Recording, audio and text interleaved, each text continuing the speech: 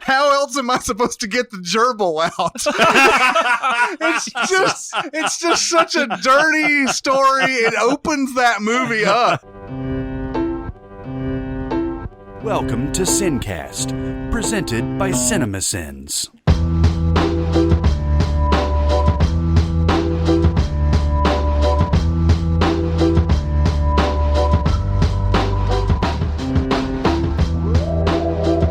Welcome to the SinCast. This is Chris Atkinson from Cinemasins, joined as always by the voice of Cinemasins, Jeremy Scott. Hello. And from Music Video Sins, Barrett Share. Hello, everyone. And it's been a while since we have talked about good moments in bad movies and bad moments in good movies. You take the good, you take the bad, you take them all, and there you have it. Just one moment. This magic moment. We are laughing. And we are very good friends. Good buddies, sharing a special moment.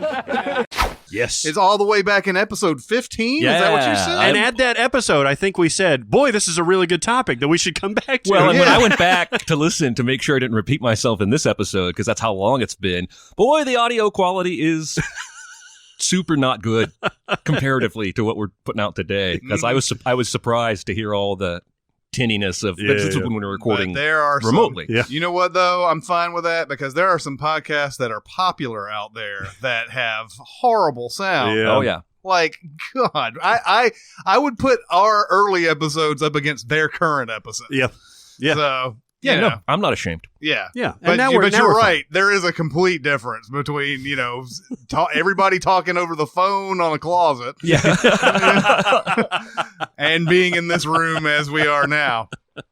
But it's been a while since we've decided we're going to go back to that topic today. And so who would like to start us off? I'll start off. All right. I've got a recent one. And this is maybe controversial so this is what I consider a good moment in a bad film. Okay. I know a lot of people like Split. Okay. All right. I did not like Split. Mm-hmm. I like parts of Split. I like the twist at the end. I mean, I wouldn't even call it a twist. I would say that it's just a reveal. Right. And I like that part of it, but generally throughout the movie, the premise didn't have me. What I did like, as everybody did pretty universally, is James McAvoy's performance. Mm-hmm. He is fucking amazing in this. There's a moment in here that actually I think we removed a sin for in the video where he's acting like the woman, the Patricia woman, and he's brushing the girl's hair and everything, and he's talking about the sandwich, and he's like, go ahead and eat it. It's got paprika. And he's just the mannerism that he does, and he does this little like wiggle. Like, it's just fucking amazing. And that's indicative of how awesome this performance is. Movie can eat my asshole. Yeah. Wow. Overall, I mean, maybe that's overstating, but overall, I didn't like it, but that was a great moment. That was one of the weirdest experiences as a narrator because I hadn't seen them. You guys wrote that script. I hadn't seen the movie, and I had forgotten that some of his personalities were female. Yeah. And it got to a point in the script where I had read like 5 different women's names, and I knew there was only like 2 or 3 girls that got kidnapped, and I was like, who the fuck is Patricia? Like, I didn't know who anyone was when I was reading all this. Anyway. I love the moment in there where he's playing the kid, and he's like going through all the stuff that he has. He's like, I got Red Sox and all that. And like, so he's got Red Sox. And then somebody asks who the monster is and goes, he will be coming for you and he will eat you and all this. I also have blue socks. Yeah, that kid character started off as being very annoying, like very obnoxious. But then, and there's these creepy undertones to it, but he has a point where he kisses Anya Taylor-Joy, and he's like, you may be pregnant now. yes. And all the times where he's just like, just ends a sentence with, etc. Yeah. I almost wish I'd seen it just to get all these references. But. Yeah, it's kind of, Split is an interesting movie. Like, I liked it more than you did, but I also didn't love it by any means because it's one of those movies where it's like, there's not any real twist, like you said. It's more of after I watched the end of this, I was like, how many people in this theater know what this twist is? Exactly. Because as much as I've been wanting something like this for a while, it was like, how many people know this? Yeah. It just doesn't make any sense. But yeah, McAvoy is amazing. Yeah, he really is. Yeah, I mean, I'm just impressed with the stealth sequelness of it. You know, like the fact that 10 Cloverfield Lane kind of came out of nowhere, like a month before it came out, it was announced, and we're like, what the fuck is this? I never heard of this. You know, in a way, I think he accomplished something very cool. Anyway, it's still really cool what he did. Yes. A stealth sequel to something. Yes. I'm just not going to say anything there. All right, so I got a good moment in a bad movie. I'm not going to be able to quote it very well because it's been about 5 years since I've seen it. It's from The Yes Man with Bruce Willis. Yeah. With Jim Carrey and Zooey Deschanel. And I had such high hopes for this movie because they got the team from Bruce Almighty back, basically.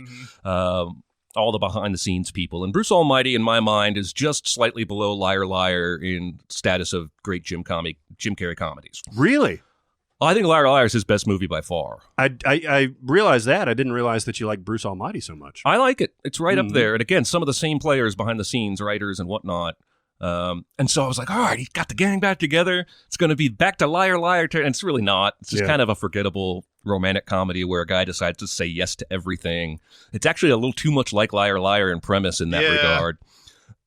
But there's a moment in the movie where he's been up all night drinking Red Bulls, and he shows up at the observatory in L.A. where he knows Zoe's going to be jogging with her group or whatever.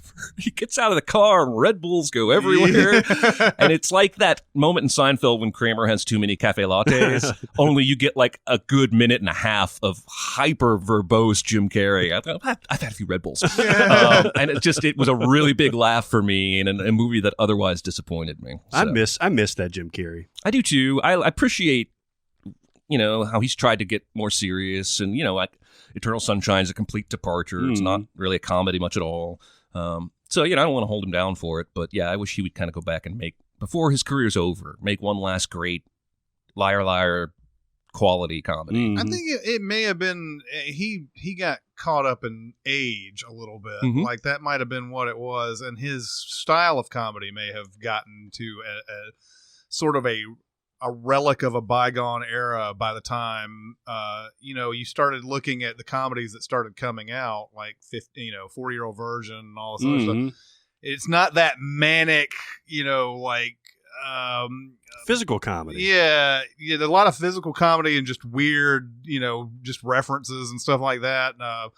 Talking out of your ass and Liar Liar, it's a tour de force, like how unbelievable he is in that. So yeah, it's weird. I don't think there was room for it after a certain period of time. Like people just didn't respond to that type of comedy anymore. Yeah.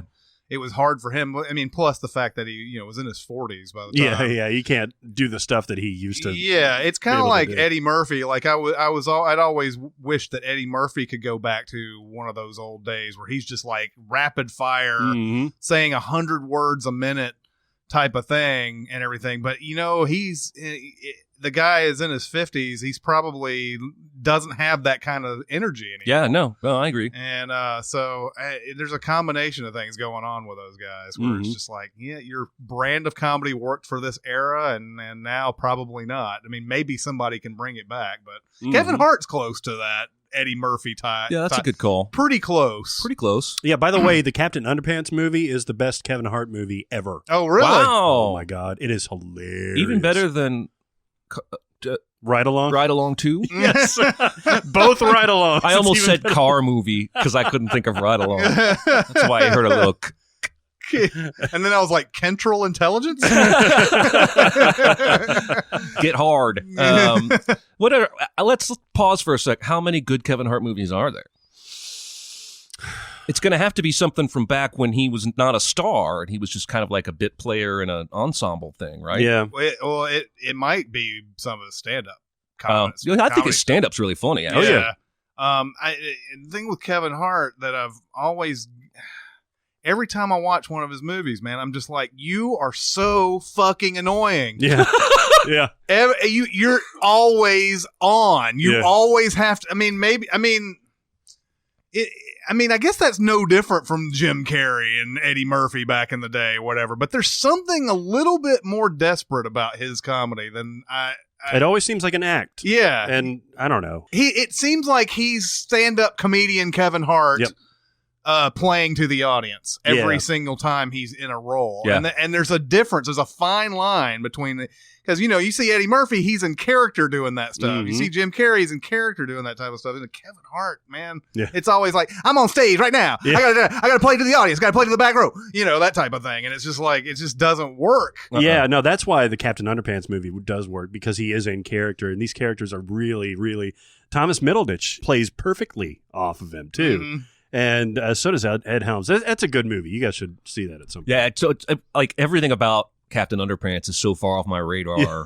And I know you went to see it because you have a kid. And so when you emailed us and told us it was great, I was like, wow, how's that possible? It's weird. It's got a little bit of like Lego movie humor in it that I think will play well when you guys eventually see it. It's good stuff. All right, I was good stuff. intrigued by the trailer. Mhm. I thought it looked pretty funny. I Mhm. mean, it was ambitious to go up against Wonder Woman. Though. Yeah.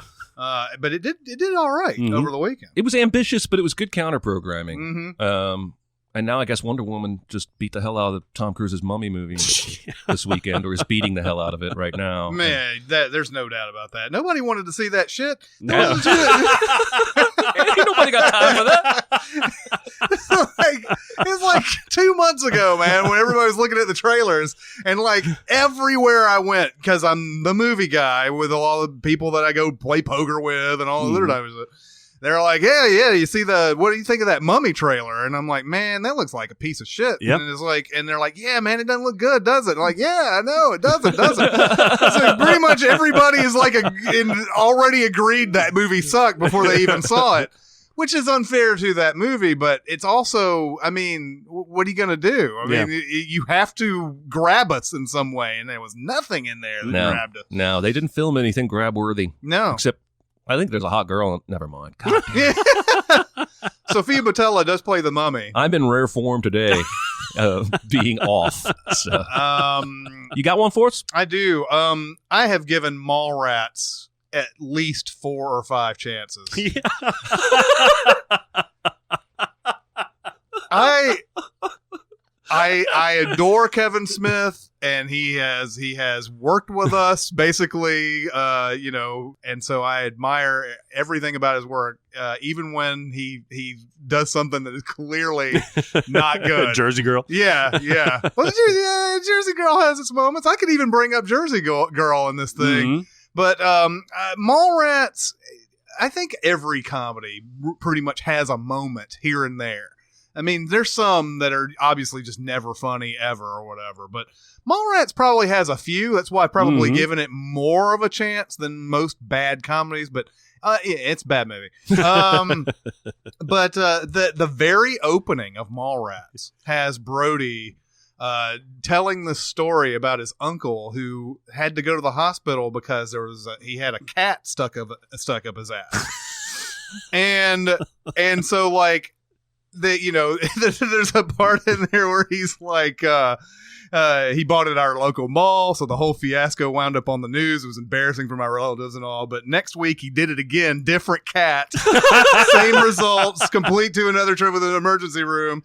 And people were like, what the fuck are you doing, man? Why do you keep putting cats up your ass and everything? And he's like, how else am I supposed to get the gerbil out? It's just such a dirty story. It opens that movie up. And I was like, oh, hell yeah. After Clerks, Kevin Smith back with this. And then, it proceeds to just not be nearly as good. Yeah, that's a dirty story. But it makes me laugh every time. I love his character in that. I agree. It's not a good movie. But Yeah. his character definitely has the best line. Oh, It's like, yeah. he's got when he's like, sorry. Did you ever fart in front of her? And he's like, no. He's like, did you? And he's like, yeah. He's like, well, what's the problem? She was going down at me at the time. And then he was like, what can I say? I was relaxed. When I'm relaxed, I squirt. I didn't remember this movie being this filthy. I only saw it the one time. Well, but- it was something like Universal wanted Kevin Smith after Clerks, and like they wanted to have, the old days type of 80s kind of comedy in there, and like, everyone have a little tit shot in there and have some bad language and all this other type of stuff, and I don't know, man, something. I don't know if it was Smith or if it was Universal or what was going on. I think it was Jeremy London, man, and Claire Filani. Yeah. They just couldn't handle that. I think if you get they different are leads not, in there, they are not comedians. No. Claire Filani especially. Oh, not. God. Yeah, I love Claire Filani. She's a beautiful woman and everything. And I think I'm trying to remember if there was maybe Meet Joe Black is maybe her best role. No, it is good. I'm gonna say, you know what I'm gonna say, don't you? No. The one with Ryan Phillippe and pseudo Bill Gates. What's it called? Antitrust. Oh, nice. Actually, we've just named the only 3 movies I can name off the top of my head that she's in. She's in The Rock. She's in She was good in The Rock? Yeah, she was. she's she was the the daughter, prom queen. Sean Connery's daughter. Oh shit, yeah. Not the prom Oh queen. no, she wasn't Nicolas Cage's. No, Nicolas That's Cage's wife is Vanessa Vanessa Marcel. Marcel, yeah. Oh man, she's she's very pretty. She's smoking. Yeah. She's from General Hospital. Really? And Yeah, she I was only know on- that because my mom watched General Hospital. She was on that Las Vegas show. Oh yeah, Mhm. yeah. Yep. There you go. But anyway, let's move on. Yeah, you got another one. All right, so now I have a bad moment in a good movie. Mm-hmm. And this is an all-timer. And maybe you guys don't agree with me. In The Godfather, Mm-hmm. the moment where Michael is trekking across Italy and he sees the woman, he sees this He's hit by the gorgeous- Thunderbolt. He's hit by the Thunderbolt. And he ends up going to this restaurant, and it turns out that it's this woman's father. Oh yeah. And in this translated Italian, he fucking proposes to this woman who he's never met, that he's only seen from kind of afar. But And he says, your daughter gained a husband. He's like, what the fuck, man? And they actually get married, don't they? Yeah, oh, Yep. absolutely. Yep. Yeah. Within like a week or two, or Yeah. whatever the fuck it is. And she does not look happy about it at That's the beginning, by the That's way. the thing, though. He's out there for like 2 years or something, Yeah. and you don't really realize it because they don't really show that passage of time. Mhm. But yeah, like after he says that, they're like, okay, were you going to go on supervised dates? Yeah. And they're like, you're kind of hanging out, and then they're married all of a sudden, Yeah. and it's like, yeah, okay. I think it happens like that in the book too, though. It may, but it always just bugged the Is the crap movie out of me. trying to say love at first sight happened, or Yeah, I mean, that's how they explain it. He was hit by the Thunderbolt and that kind of thing. But no, the rest of the movie is so grounded in this, pseudo reality. This is just like it knocks you out of the movie. It's like, really? You're going to fucking propose? It is kind of the most out of place part in the Mhm. movie. It's necessary because he's hiding out and letting everything cool down back home, and they're all hitting the mattresses and all that. Yeah. But it's that long, like you've just gone through. I guess it's necessary also to cool you down because it's so much stuff leading up to that moment and everything. But yeah, it's kind of weird how that all goes down. Like goes and proposes basically through her dad. Yeah. And then okay, well we have supervised dates, and then after a week or so, if everything goes according to plan. after a that week I will scene- trust you. Yeah. The whole Italian landscape and Michael getting married and everything, with one scene excluded, in The Godfather is to me like the Butch scene in Pulp Fiction. Like there's a lot to like about it, but it could have been trimmed, it could have been done better, and it just doesn't jive with the rest of the tempo of the movie, I think. I can see that. Yep. Yeah. Good call. Yeah. What do you think? I'm going to go with Galaxy Quest for my first bad moment in a good movie. And this will never not piss me off. But it's that terrible dub job on Sigourney Weaver when they're down in going through the chompers. They see the chompers for the first time, and she's like, well, screw that. But her mouth clearly says, fuck that. And here's what happened, I guess. At some point, they decided we got to cut that for a rating, which doesn't make any sense because there's no other fucks in that movie. Mm-hmm. And I think even back when this movie came out, you could get away with at least one without having to go R-rated. So it's the most baffling ADR decision I've ever seen. It might have been more of a director or studio thing, though. Like they may have just said, "Look, this movie is essentially for families. We don't want to just cross that line with that kind of language. I understand what you're saying. The dub is horrible, and they should have just, if they didn't want the fuck in there, then they should have just said screw that there on the set. But I think you have to think that the reason why that was done was they weren't so worried about a rating. They were just more worried about just crossing a line in basically a fun family movie. It is PG-13, but it's more of a, it's a fun family movie, and they didn't want to have that one blight. Yeah, but to have no coverage shots anywhere where we don't have to see her lips moving when you... Yeah, there's like, plenty it feels of like ways they there could were have ways to covered it fix up. this that they just ignored. Like, they made the decision 2 days before the release of the film and ran her into an audio booth and had her say screw. Actually, I was wrong. It is a PG movie. So maybe that's what they were Maybe they were trying to not go PG-13. Right. I'm sure you're right. Is there any other cursing in that movie? I think there's some dams and hells and stuff like Yeah, that. it doesn't get... Yeah, it's pretty light, though. Yeah, it may say a shit here and there, but that's about it. Yeah, I don't even think there's a shit. Or It's bitch. funny. We were watching the original Transformers movie, Oh, yeah. and there's a random ass shit that comes out of that. It's the only one, too. It's so out of place. Like, shit, what are we going to do now? Yeah, you wouldn't have been... What the yeah, I know. Oh, gotta love it. Okay, so we've done a Sins video, Casino Royale. Mm-hmm.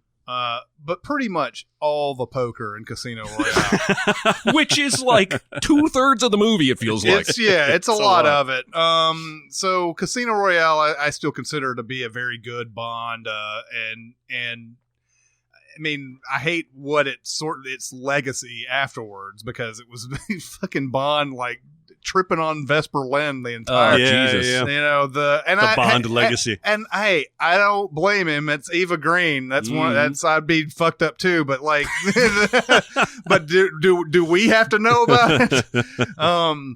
The poker in Casino Royale, though, I mean, I understand you have to make a movie that is understandable for all audiences and everything. I don't think it's too much of a stretch, though, to have somebody do something that's truly great in a poker game and people understand what they've done. Mm-hmm. And just as an aside, the show Billions, which I forgot to talk about on our TV thing, in the second season, now the people behind Rounders did Billions, Brian Koppelman. Oh, really?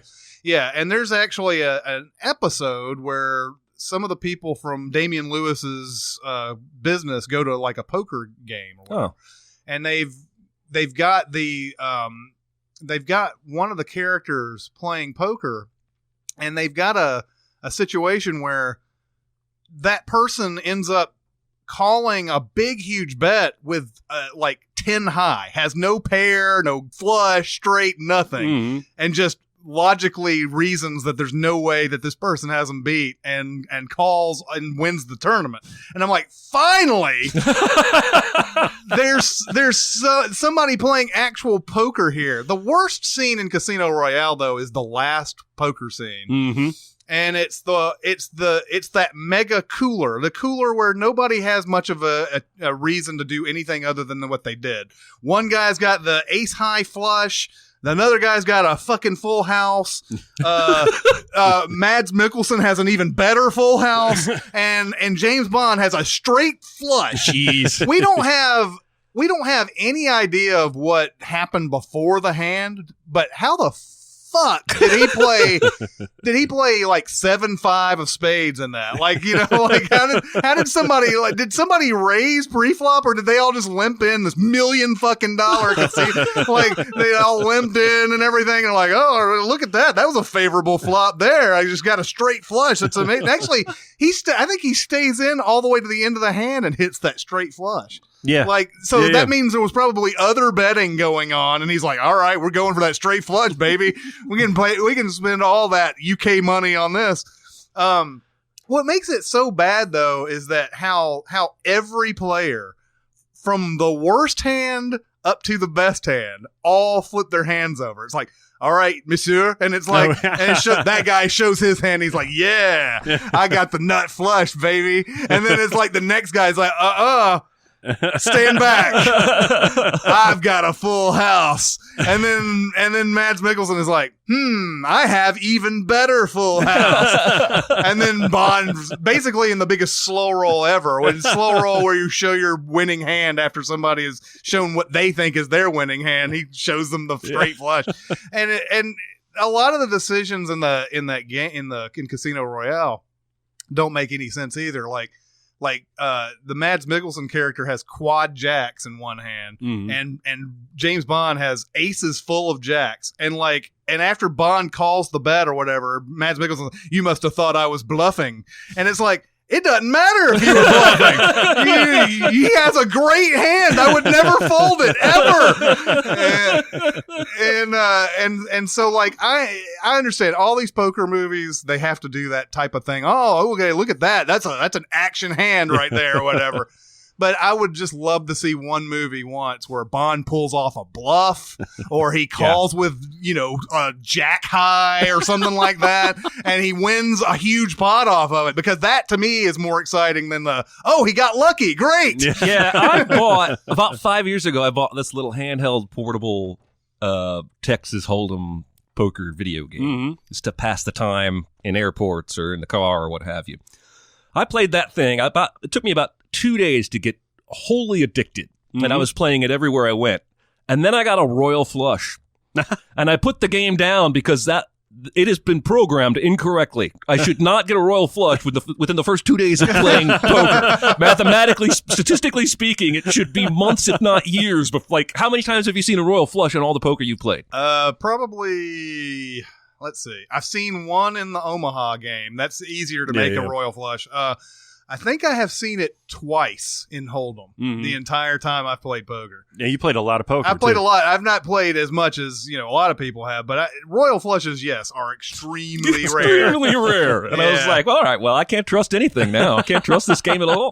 So put it down. I actually made a royal flush in Omaha.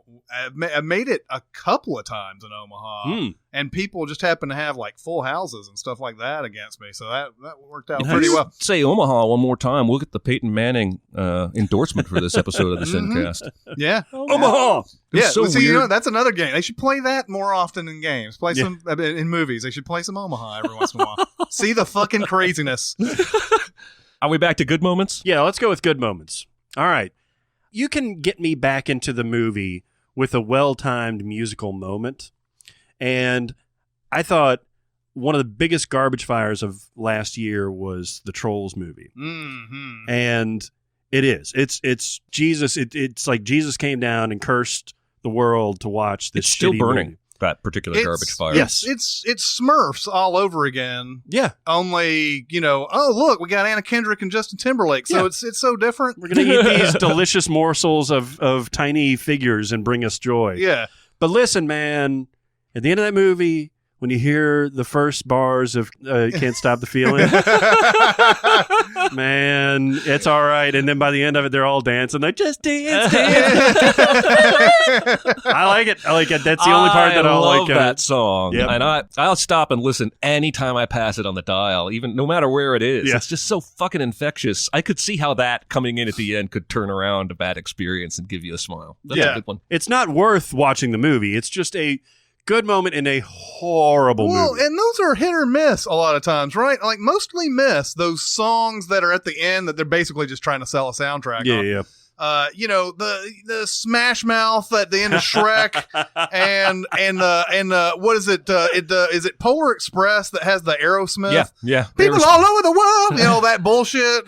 Is that an Aerosmith song? Again, a Polar Express? It's Aerosmith Elves. You don't remember this? No. This is why I hate this fucking I movie. zoned out pretty hard by the end of that movie. Yeah, the Aerosmith Elves are jamming out. I think they're voiced by Aerosmith, but the movie never explicitly says. It just makes it look just like them. Yeah. Oh, it's ridiculous, dude.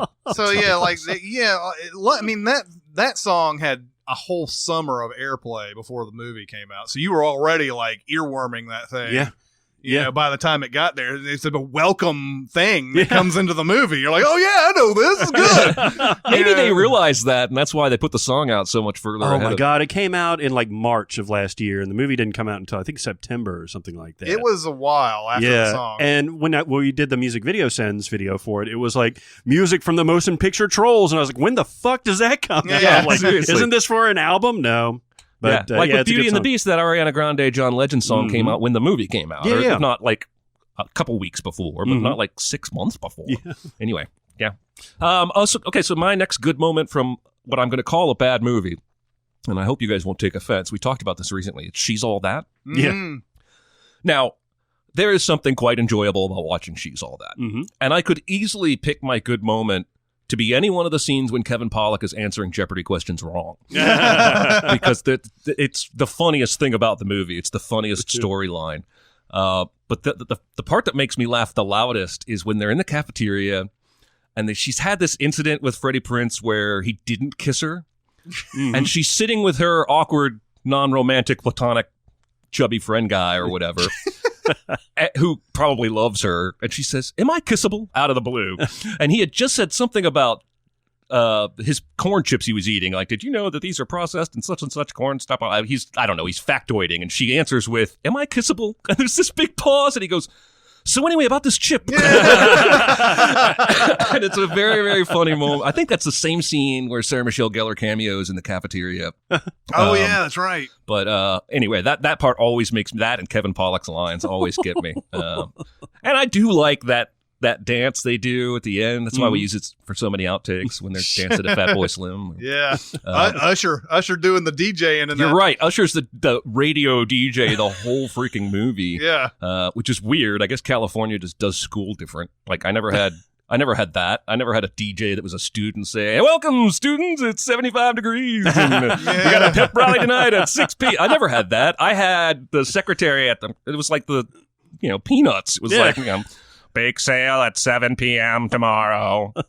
Don't forget your baked goods. Whatever.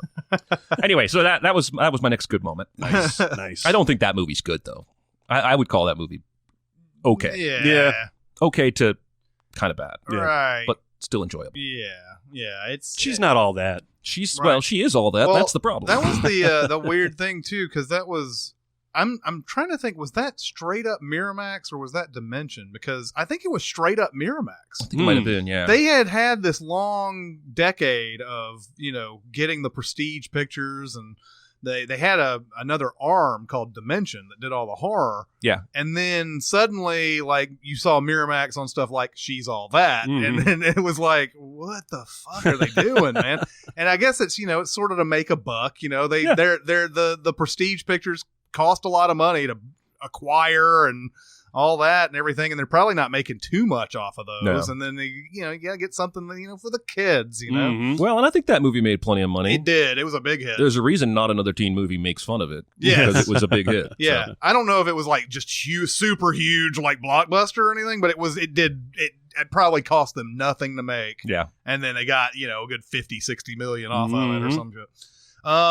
Okay, I'm going to talk about Blades of Glory. Oh, wow. Blades of Glory. I don't know if I want to consider this bad. It's bad. It's a bad movie. It is bad. It's a bad movie. But I find myself enjoying it every time it's on for whatever reason. Will Ferrell, even in bad movies, finds a way at least 3 or 4 times to get you. Yep.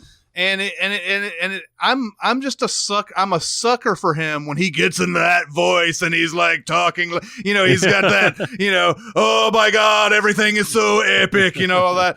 And the funniest part of Blades of Glory to me is when it's right after they've had that horrible, fight. He and John Heder have had that fight, and they have a hearing to see whether or not they're going to be banned from skating for the rest of their life and everything. And so they're at this in this courtroom, and he sees Nancy Kerrigan to the side, and he's like, Nancy Kerrigan, are you an official?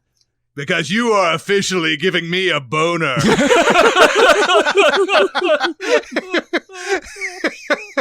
I don't think I've ever seen this movie. I would say definitely go watch it because it's got moments. It is not a good movie by any means.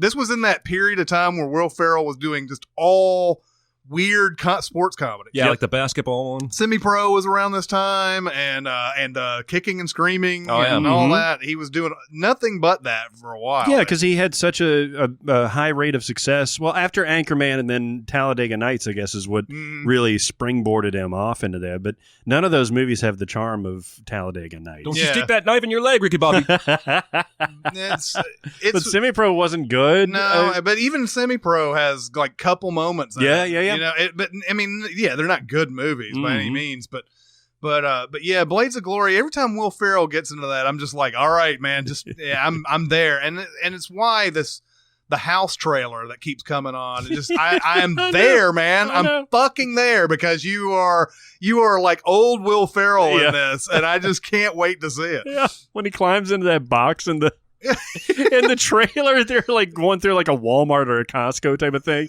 and they're drunk as shit, and he just like falls into this box, and he's like, I'm good, I'm just gonna check some emails. I'm like you, man. I'm all right with it. It's gonna be silly. Yeah. All right, so let's move back to bad moments in good movies. Okay. All right, so I'll get a little bit serious on this one. So I was watching Oh Brother, Where Art Thou again recently. And I love that movie. I love that movie for many, many reasons. Of course, the music is terrific. Clooney's performance is great. Turturro's performance is great. Everybody. And the soundtrack is unbelievable. And the soundtrack features a song from Ralph Stanley, bluegrass legend, called Oh Death. And I believe it won a Grammy, may have been nominated for an Oscar, I think. That year. It was definitely one of those. Because he came out and sang it in one of the award ceremonies. And it's an a cappella solo track. Ralph Stanley was probably in his 80s, if not older. It's a dark as fuck song. It's literally him singing about impending death. And won't you spare me over for another year? Like, can I get a little more time in here? Facing his own mortality. And when you go back and you watch where it's placed in the movie, it's where the Grand Wizard of the Ku Klux Klan is singing before his congregation in front of a burning cross. Wow. Yeah. And I had completely forgotten that. Like, I knew that there was a song there and everything, but that's where they put it. Yeah. And I'm like, fuck that, man. Like, this is a great, and I can't imagine, I don't know how Ralph Stanley felt about it either, but like, that's just so weird. Like, it's a great song and a very powerful song, but it's the fucking Grand Wizard doing it. Yeah. That always bothered me. Yeah, I mean, I'm kind of done with movies trying to make Klan rallies funny, right? Because Bad Boys 2 tried it, and Tarantino probably succeeded better than anyone in Django. But it's just not a subject I think needs to be brought into the comedy world, right? It's like Bill Maher saying the N-word. Yeah. You don't need that. Comedy doesn't need that. Right. That's a good one. I have another one. You want to hear mine? Yes. All right. So I actually told you guys in email I was going to do Spider-Man 2.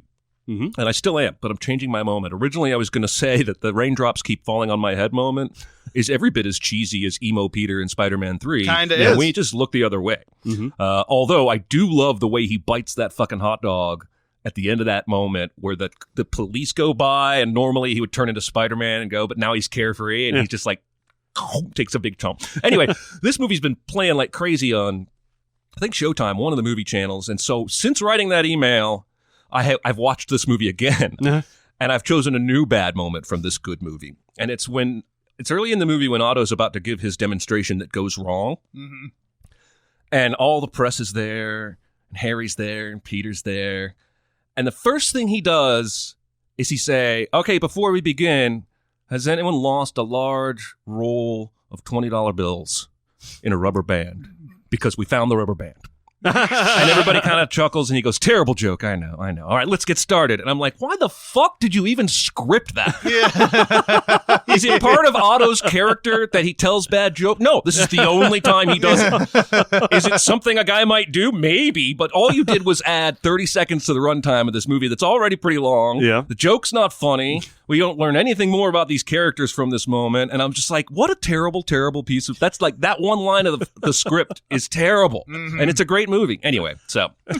I mentioned this in an earlier podcast, actually, maybe around the last time that we did this, but it always bothers me when he's holding Peter Parker up when he's trying to find Spider-Man, and he's holding him up with the claw and everything, and he uses one of his mechanical arms to take off his sunglasses. Like, just fucking reach up and take them off. Yeah. Do you even need to take them off in this situation? Yeah, well, and then he throws Peter into the wall.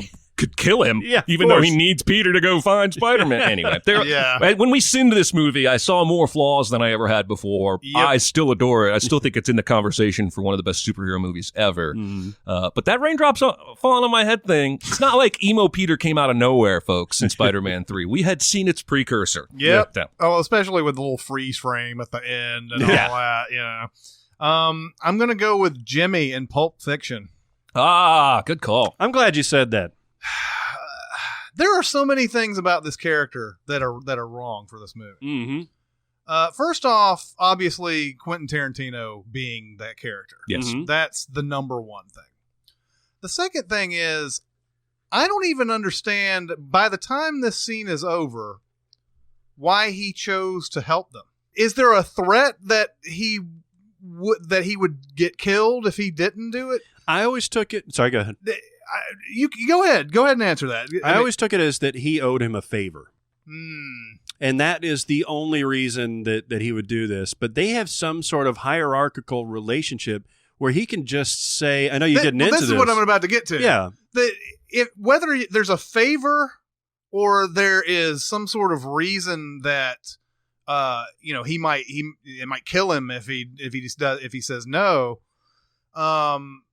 There's no way he should be able to get away with saying what he says to Samuel Jackson. No. There's no, I mean, I don't even, I feel like Jules could just kill him right there. Yeah. And then they could take care of all this other, they could call Ving Rhames, Marcellus, and just say, hey, we need the wolf over at Jimmy's house. We killed Jimmy too, by the way. Because he's unrelated to Marcellus in the movie, right? He's not in the... They call him independently. Yeah. Jimmy is just there to have a house for them to store the person, the dead body. And I don't understand how he gets off saying this stuff. That dynamic is just so weird to me. You know, you have Tarantino doing the character and he's not good at it. And then you have with all this stuff going on, he's got Bonnie coming home and all this other stuff. Why couldn't he have just said, man, I wish you had called 10 minutes ago because Bonnie's home right now or some, I mean, because he's willing to risk all of this. Not only that, but they're risking their entire underground thing on the basis of their relationship. Yeah. That if Bonnie comes home and finds out what's going on, then that's going to explode everything. He's going to get divorced. No trial separation. Yeah, she doesn't have any problem with him using the N-word every other word. Even though she's black. Yeah, right, that's my point. So, the Jimmy character has always been one of the deepest flaws of that movie. Yeah.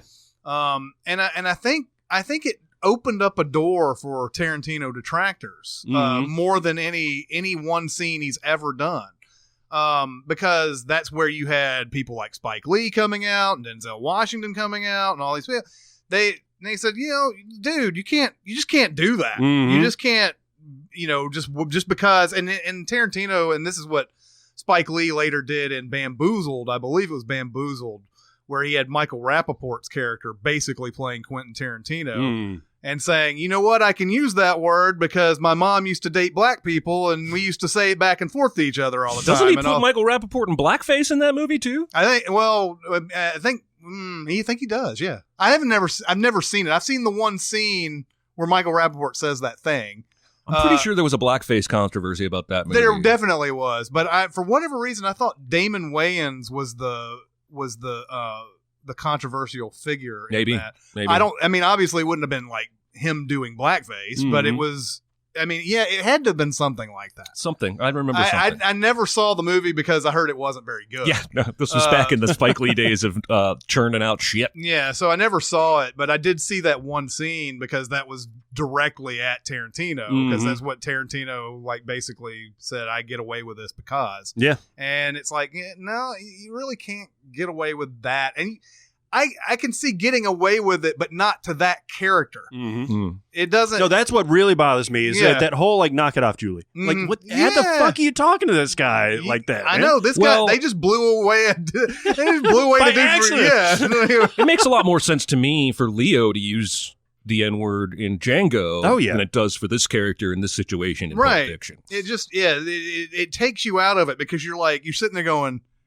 what does he have? I mean, I never understood the leverage he has in this situation. Mm-hmm. I understand that, yes, he's doing them a favor, but of course, then you go into all the other type of stuff. Like, do they really need to go to this guy's house? Like, they could go anywhere. Like, they've driven down a public fucking street. Yeah. They could go anywhere they want to and hide out. Yeah. I don't understand why they need this guy so much. But yeah, anyway. There Good you call. go. Okay, so we're now back to good moments in bad movies, right? Yeah. Okay. You brought up Will Ferrell before. Mm-hmm. One of his worst films, I think, is Anchorman 2. Yeah. And it is horrible. Oh my God. It is nigh unwatchable. The way that his character, that whole yeah, that's right. I went nigh unwatchable. That was a Jack Sparrow quote because in the Pirates of the Caribbean, the first one, he's talking about the Black Pearl. He's like, oh, some say it's nigh uncatchable. But yeah, I mean, he's just his behavior all the way through is like all the worst parts of that character in the first one amplified. But there is a great scene in that when they're reminiscing, they're on this RV and they're reminiscing. They got the news channel team back together and they're like, you remember that time that you dared you that you couldn't drink a whole bottle of Clorox? And he's like, I spent 6 months in the emergency. They're all laughing about it. And then they realize they're like, who's driving the car? And he's like, oh, it's on cruise control. And they're like, that doesn't steer for you. And then it goes into this crazy RV crash. And the audio is Muskrat Love. And they slow down everything to where it's like they've got this grease in the pan that's super hot. They brought a scorpion on the There's a bag of bowling balls on there. And of course, during the slow motion thing, like Steve Carell's character is smiling the whole way. He gets hit by a bowling ball and he's like, oh! And then like in the slow motion, like a scorpion attaches to Will Ferrell's tongue. It's fucking great. Champ Kind gets hit by all that grease. It is fucking hilarious. Yeah. And it's the only redeeming quality of this whole thing. Man, I remember reading about Anchorman 2 before it came out, and I was getting excited about it because they were talking about like they were going through just one particular scene. Like I guess the writer was out on set, and it was this just amazingly filthy, great dialogue that Will Ferrell was going through. I was like, oh man, I can't wait to see that. And it turns out that they left like a whole movie on the cutting room floor, and I think they ended up packaging Anchorman 2 with this extra movie or whatever. Are you sure you're not thinking of the first one? No, the first one has a completely different plot that they cut out. Okay. Like there was all these like thieves and stuff like that they threw in there for it just doesn't make any sense. But and I've watched part of that and it just doesn't. I don't know how they did that. Like they shot that whole movie and then they go, this isn't working. Let's shoot a whole other movie. Yeah. But like in Anchorman 2, it's not that they made a whole other like different plot movie. They just have that much footage of different things that happen in the movie that are zany. And when I read that, I was like, man, that's going to be so funny. Yeah. And then, you go watch it. You're like, man, what a mess this is. It was so disappointing. I don't know. But I think Anchorman 2, they came out with a Blu-ray that actually has all of that footage. And they may have made like a second version of Anchorman 2 is on there. I've never looked at it. I've never seen it. Because the regular version disappoints me so much that like if you cut that out, then, but yeah, that is a funny scene in that hilarious. movie. Was that you? Oh, it's my turn. Yeah, it's your turn. It's interesting because I'm going to also choose a car crash.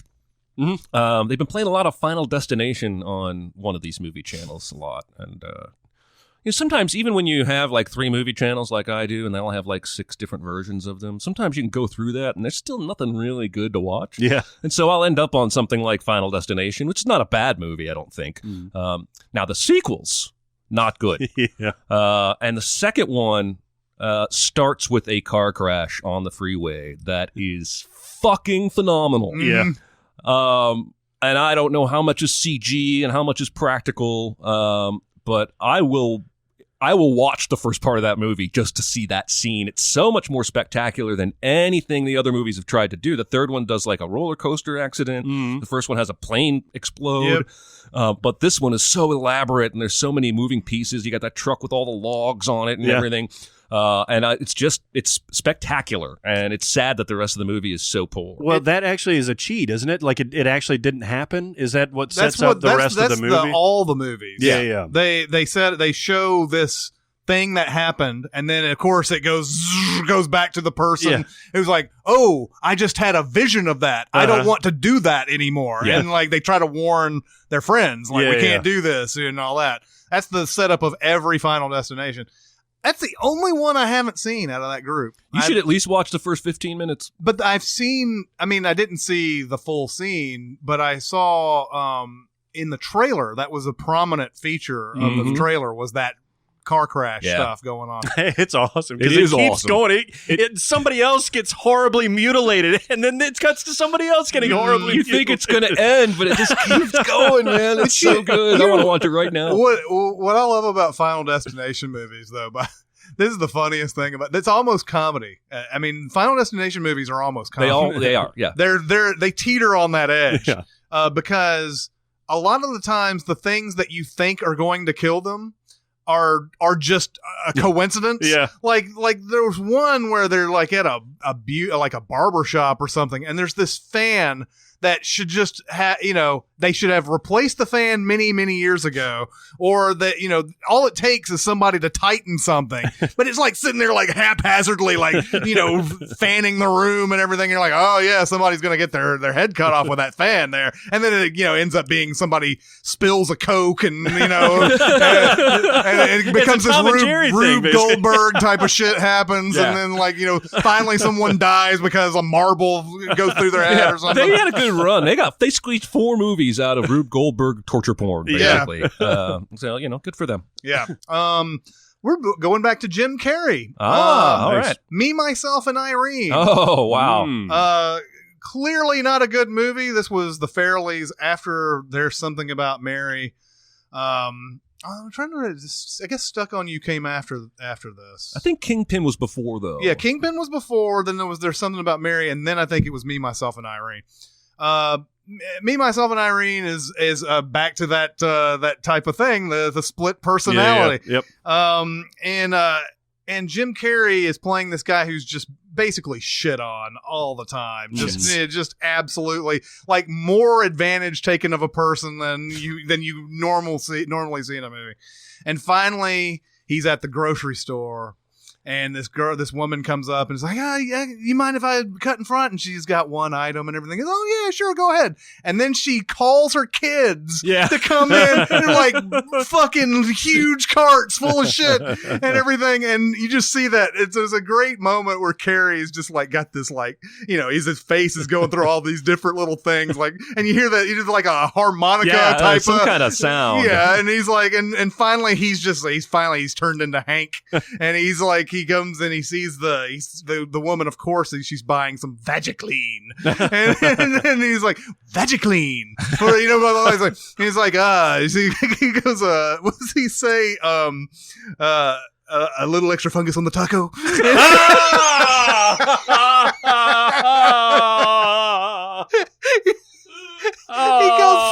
He goes through a price check.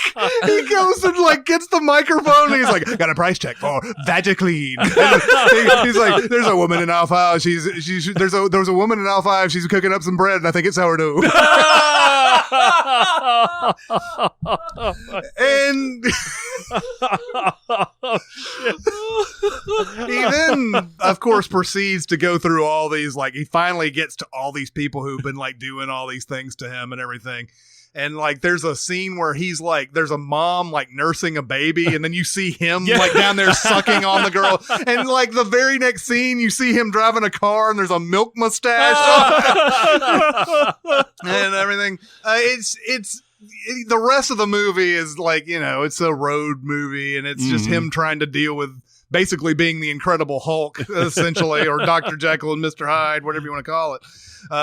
But that scene right there, that's the one moment in there that you can just hang on to. It's got some grossness in it, obviously, but it's really good. I remember I caught the end of that the other day, and that movie is a lot more filthy than I remembered it being. Oh, yeah, Because dirty. I know it's Farrelly Brothers, but I thought it was just kind of like a rote, okay, split personality and romantic comedy thing. But yeah, it's pretty fucked up. Yeah. Man. Why am I peeing like I was up all night having sex?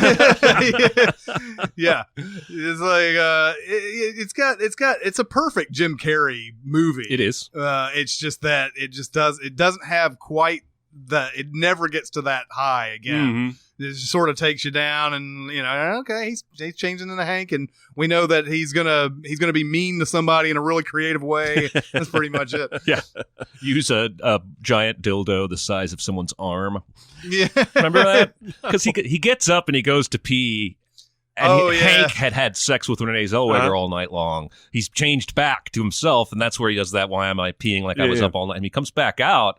And he makes reference to this giant arm-sized dildo, and she was like, "That wasn't for me." Like that's the whole joke of it, is that he was using it. Yeah.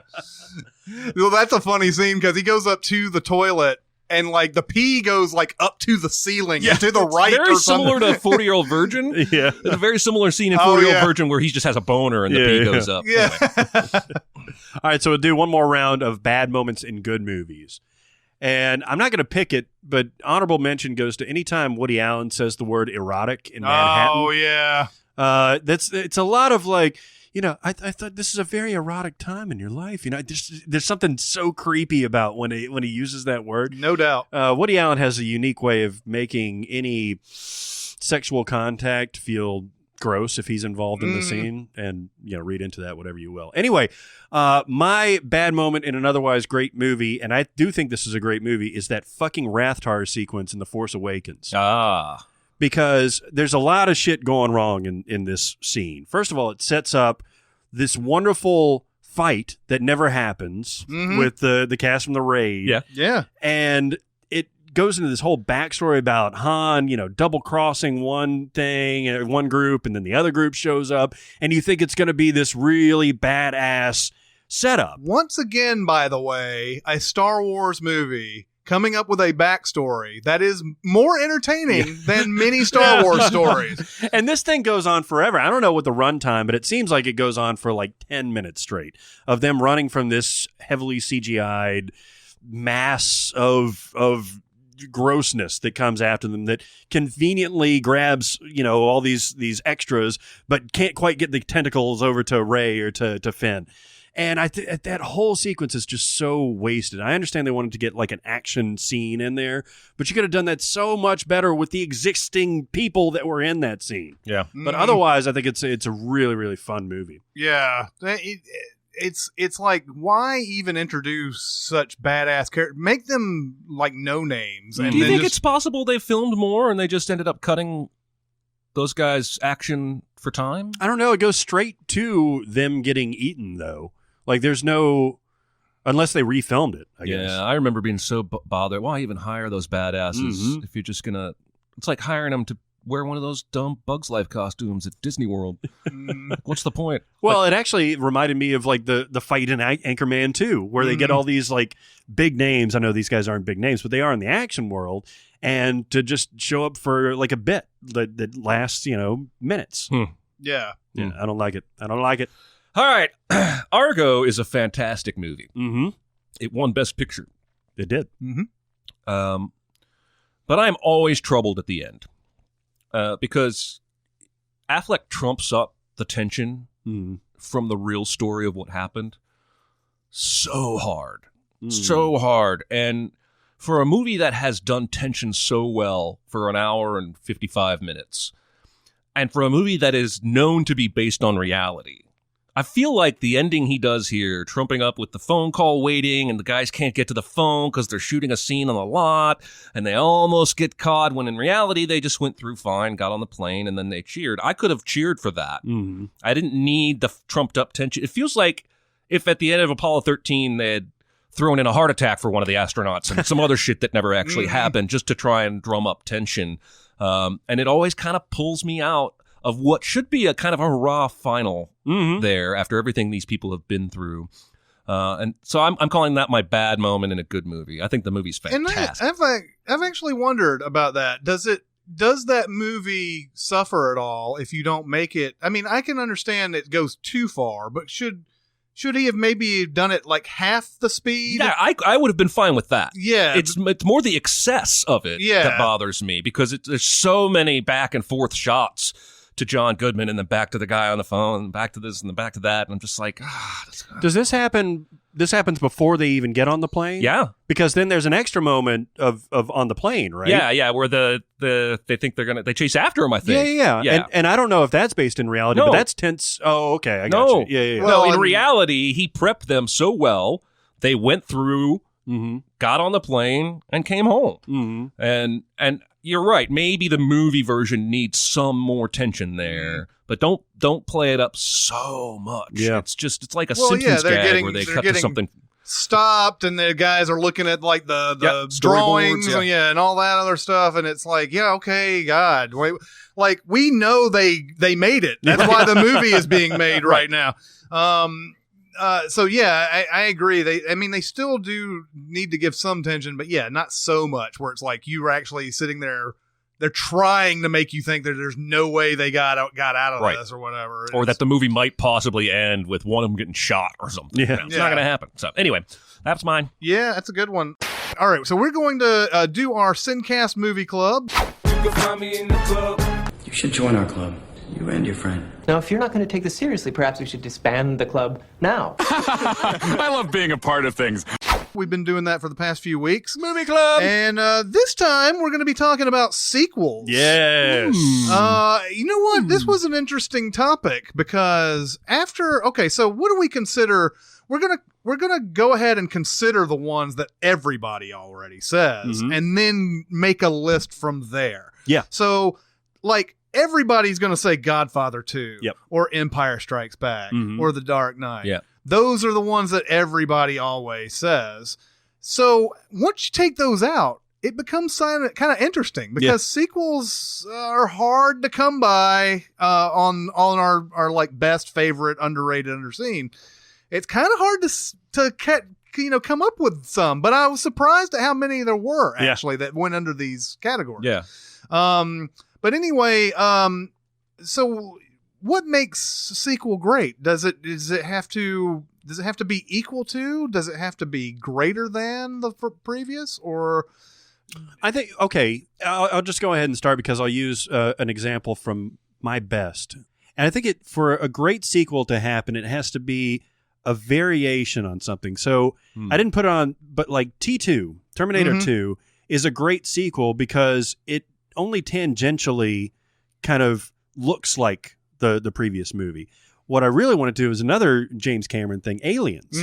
So Aliens is great because it's so completely different from Alien. When I watched it again, man, it's just such a great action movie, but it's so unlike, the original property. And I think when you reimagine something like that, I think that's where you get a lot of originality, strangely enough, for a sequel, and you can kind of make it your own. So I think that's a good starting point. Yeah, Cameron's done that pretty well with like original to sequel. The sequel is completely its own thing, even though it's essentially the same sort of thing they're dealing with. Or whatever. Will he be able to do it with Avatar? I hope. Oh my God. I doubt it. Yeah, I doubt it too.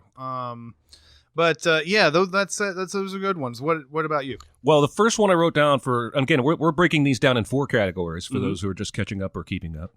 We're all going to name what we think the best sequels are. We're all going to name what our favorite sequels are. We're all going to name some underseen and some underrated. And right now we're starting at the top with best. The very first thing I wrote down was Color of Money.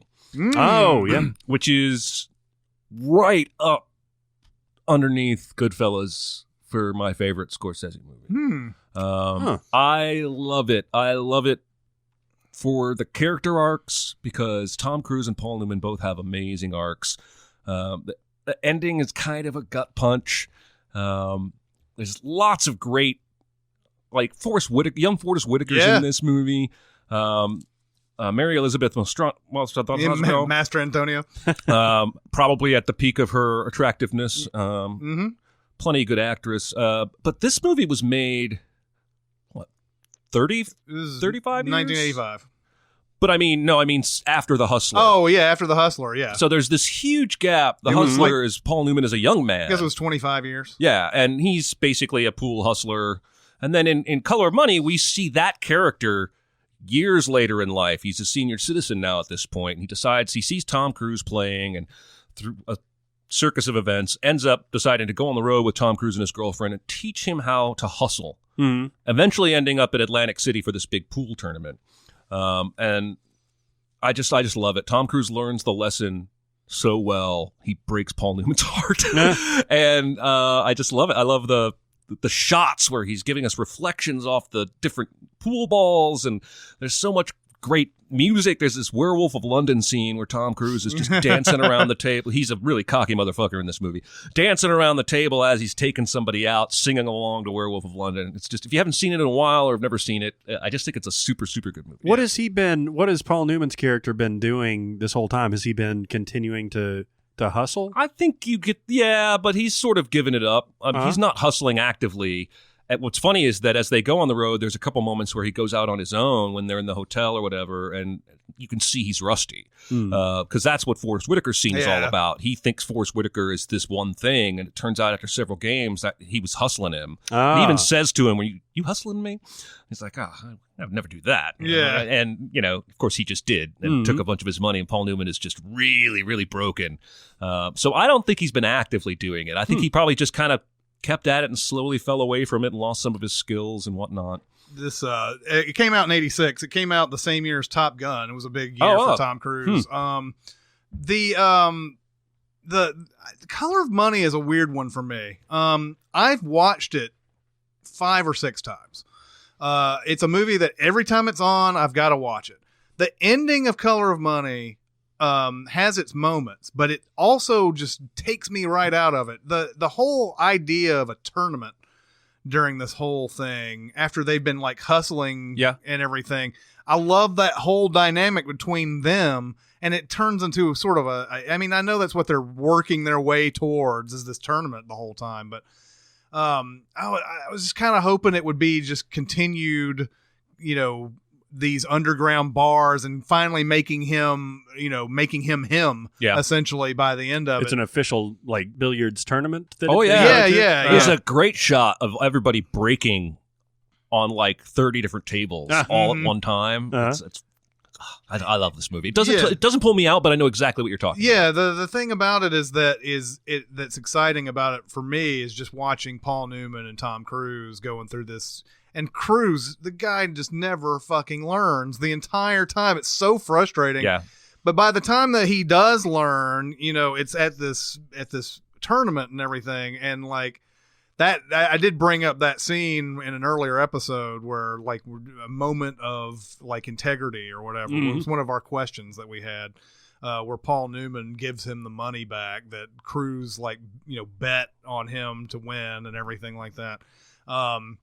And he and Cruise lost to him on purpose. Yeah. In the tournament, sandbag him. Yeah, and it's just one of those type of things where you're just I get what you're going for there. I'd rather have them going through all these seedy pool halls, and he finally learns his lesson. Or not. I mean, he could have just ended up beat up in an alley somewhere. What I do like is there's a certain circularity to it. I like where he learns the lesson, but okay, so he's supposed to be dumping a lot of these games on the road as they're going. That's the lesson he refuses to learn. He always wants to beat the person and shows his talent too soon, and then nobody in town will want to play him. Oh, yeah. So you have to go in and dump a bunch first and become a familiar face and find that one, shark that has a lot of money, and then you go after them and you hustle that person. Well, the reason he does what he does at the end and bets against himself and blows the match is that because he ignored Paul Newman's advice on the road, his odds have gone way better. And so Tom Cruise was supposed to come into this Atlantic City tournament as a nobody with no odds, and then he would make more money when we bet on him, and he wins the whole tournament. But he came in with high odds because he was known now, so he still uses that to make money. It's like he learned a lesson and elevated it somehow. And then, of course, they're going to play at the end. That's the final shot of the movie is them playing fair and square against each other and breaking, and then goes away. Actually, I think they're hitting cue balls to see who can get the closest to the edge, who gets the break. The thing about it's like one of the very first scenes in there where he's where he does that thing where he's supposed to lose the match, and it's the best guy in the whole pool hall. He's supposed to lose that match, and then, some shit talking starts happening. Yeah. And he's like, I'm going to show this motherfucker. And he just trounces that guy. And they're walking out, and Newman's like walking to his car or whatever. And Cruz is like, hey, that was great, huh? That was great. And he's like, you just lost thousands of dollars. I just won $500. And he's like, yeah, but you won't be able to get another job, another game in this town again. Yeah, this town's dead for you. You just flushed thousands of dollars down. And to Cruz, his character, he's like, yeah, I got $500. I showed that guy. Yeah, isn't that amazing?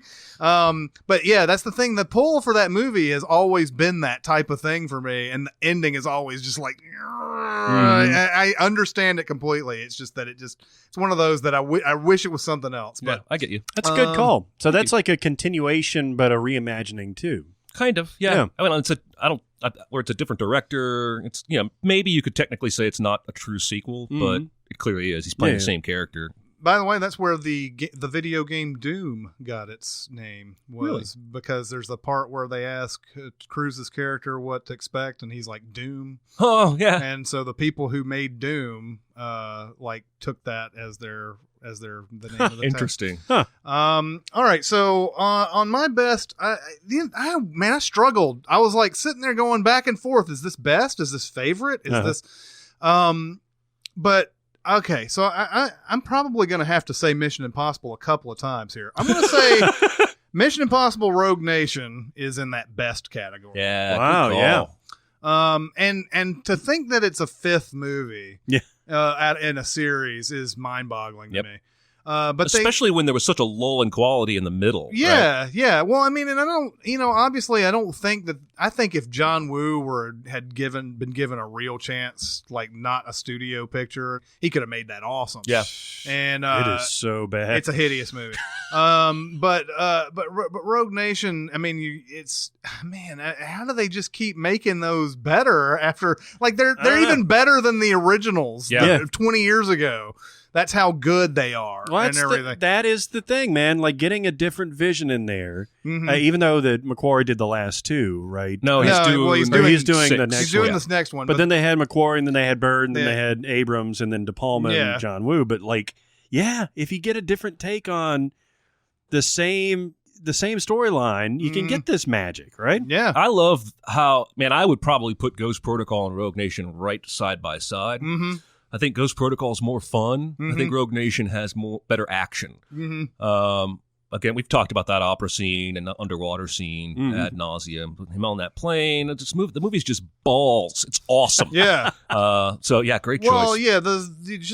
You look at a smart action scene like the one that's in the Opera House and everything, and the decision that I can't kill somebody. I can't kill somebody and hope this goes well. I have to make the person that they're targeting dodge these bullets. That's some great. You're sitting there going, a lot of times you're just like, oh, how's he going to get out of this? This is one of the rare moments where you're like, how's he going to get out of this? Oh, I didn't even think about that. Yeah. And when you sit there and go, oh, I didn't even think about that, then you're watching a great movie. Yeah. And that they come up with ridiculous scenarios like Bond, but it never feels like it's just silly. Yeah. Like that whole jump into the underwater fucking getting the changing out the chips and all the other shit that he's doing. I think part of that is they don't give Bond any of that chauvinism. You know what I mean? Mm-hmm. Like they're not giving Tom Cruise cheesy pun lines to say about, spy shit. Mm-hmm. He plays it 100% real. And I think that's why it works better. Yeah. I could easily, I guess, when I'm looking at best and favorite, I think Rogue Nation is in that category of being best, but probably my favorite, and I'll just go into my favorite. Sure. My favorite is Ghost Protocol. Yeah. Just because of the astounding, stunt work and just crazy action scenes that they come up with in that movie. Burj Khalifa thing, I'm never going to forget that, especially having watching it in IMAX. And I love that whole thing where, one person's trying to be the other person, and then you have down on the other level, you have another person being another person because they haven't seen each other, and they're doing that big deal and everything, and it's like, there's so much cool stuff that happens in that Burj Khalifa scene. Then a sandstorm comes in. And it's like, oh, you thought you ended the excitement there, but there's a sandstorm coming too. Yeah, exactly. That's correct. If you base it on a smart series, because there was always double crossings and mistaken identities and fun storylines in the original Mission Impossible series, that's where you're going to get these like aha moments and these smart ways to get out of things, and I love that stuff. Yeah, man, both of those are fantastic. And I don't even think you mentioned the Simon Pegg scene in Ghost Protocol in the hallway. Yeah. Oh yeah, where it's all silent, and Bird does such a good job of letting everybody know what's going on, where everybody is. He doesn't need any dialogue there, even though his characters can't speak because they're trying to be quiet. He's uniquely talented in that way. It's I think I've actually said this on the podcast. It's reminiscent of the Incredibles scene when the mom gets caught in 3 different doors and has to. There's no dialogue there, but we have to figure out what she's figuring out as she's doing it.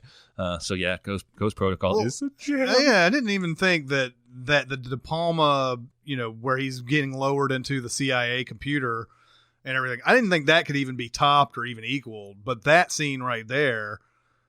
Is at least close, if not better. It might be better than it.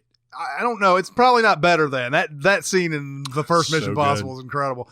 But just to come up with such a great little like device that somehow has that perfect angle to make someone look down a hallway and go, oh, that's an empty hallway right there.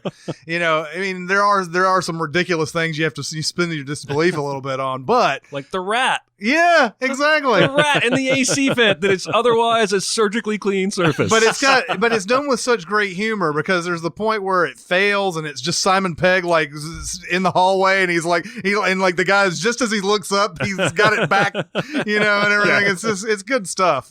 So anyway, good stuff. So my favorite is another long series that has different directors that are featured. It's the Harry Potter movies. So it started off, I've always found a great comfort with the Harry Potter movies for whatever reason. Same thing with the books. I relate to it like hundreds of millions of people or however many it is that love the series. But what I thought that was really creative was getting Alfonso Cuarón to do Prisoner of Azkaban because Chris Columbus did the first 2 movies and they were delightful. They were Chris Columbus movies. Yeah. They were fantastical. But you could tell that they were kind of treading in the same territory. And once they got to that period of transition for their characters, they used a visionary director to take it up to a different level. And I think he absolutely did. And that's probably my favorite sequel of that series is Prisoner of Azkaban.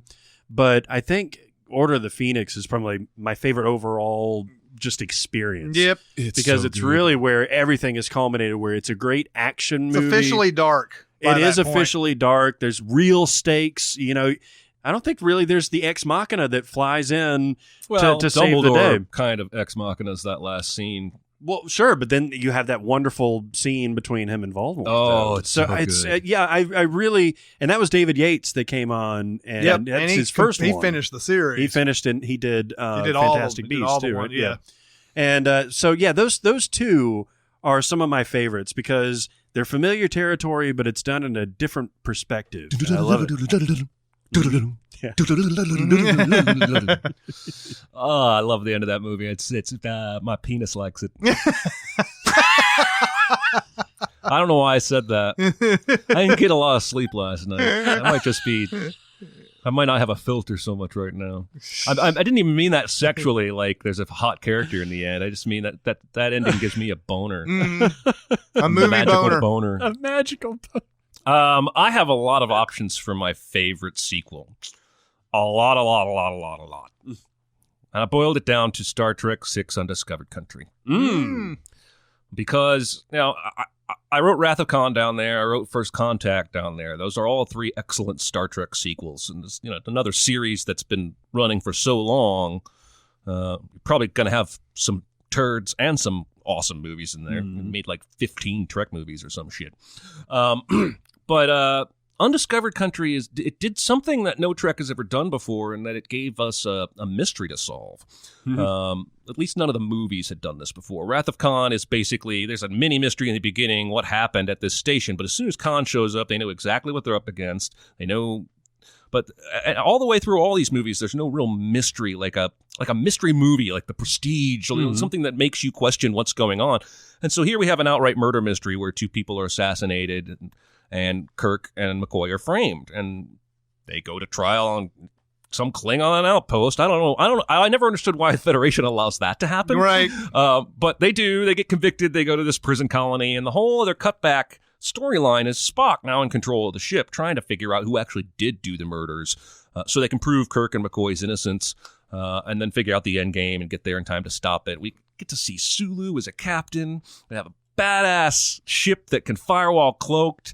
That battle at the end is fantastic. He's taunting them over the radios and firing from unknown places, and they keep taking each other's like Sulu even says, let's give them a new target to shoot at, and they slide the Excelsior in place of where Enterprise had been so that they'll start shooting at them. I just love it. If I had to choose one Star Trek movie to put in, it would be that. Really? Oh yeah, every single time. Even though it gets a little goofy with the shape-shifting woman that helps him out of the prison, and that blue guy he fights who has genitals in his knees.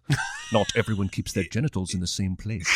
Is Undiscovered Country the one where Sulu is a captain and he's been made captain? Yeah, and Christian Slater is the guy that comes to his bedroom to wake him up. And there's the part where I think it's where what they're shooting at is exploding, and he's like, direct all your fire towards that explosion. Yeah, target that explosion and fire. Yeah, I love that. Yeah. That part. It's great. And then also the dad from that 70s show, Kurtwood Smith. Yes, he's like the ambassador of the Federation in this. He looks nothing like himself. He's got like long white Gandalf mustache, hair and beard, and like it was until years later I realized that was even the same guy.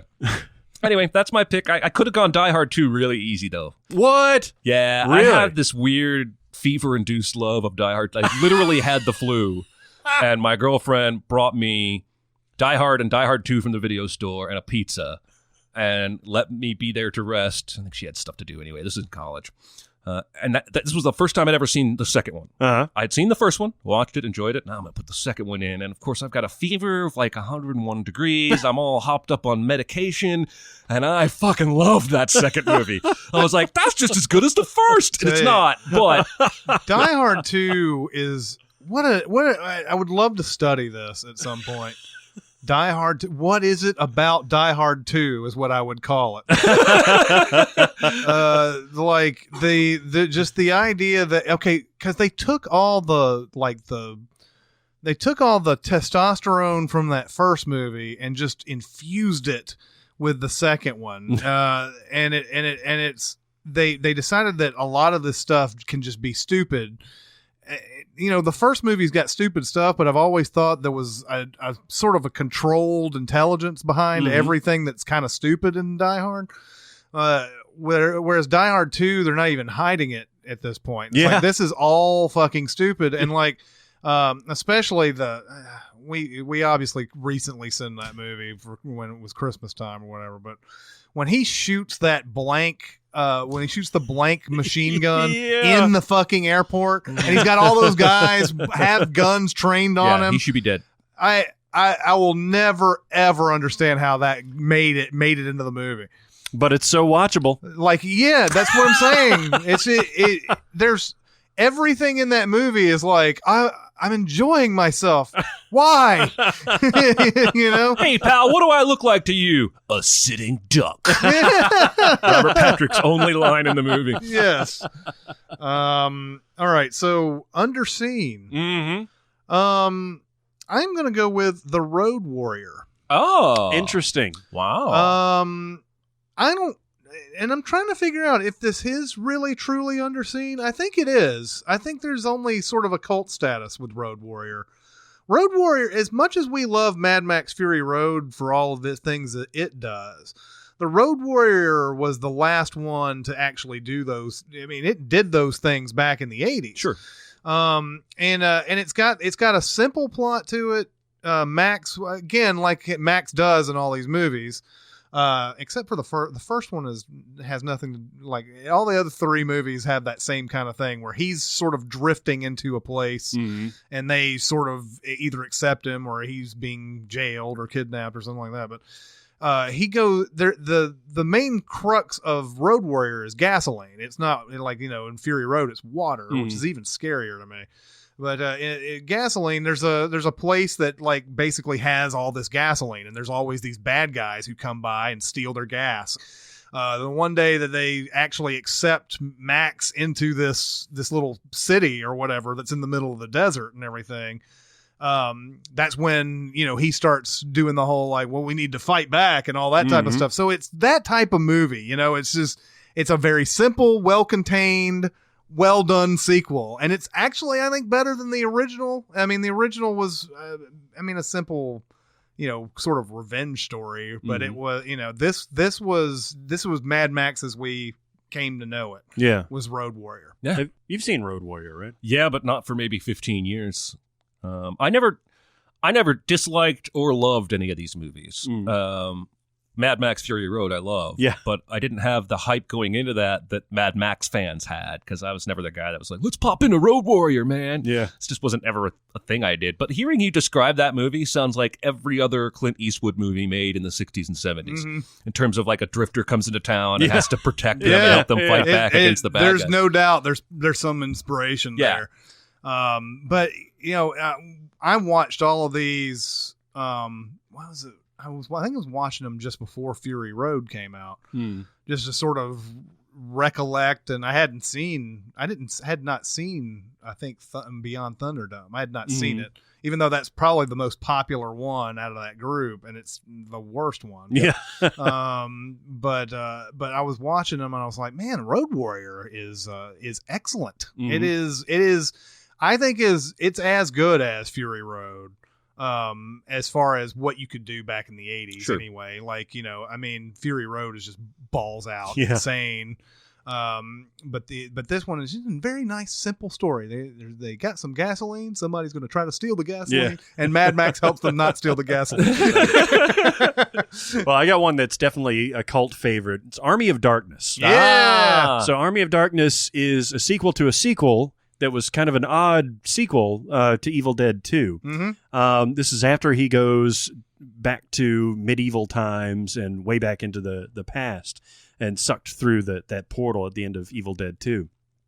And it's hilarious. It's fucking awesome. It's so great. I mean, this is really where Sam Raimi and Bruce Campbell and everybody, the writers behind it, were just having the most fun. They had the biggest canvas, and they were just like, you know what, let's just go fucking nuts. And it's got great quotes. He's, when he finally comes out of the car and he's got the gun, he says, "This is my boomstick." And telling him to shop smart.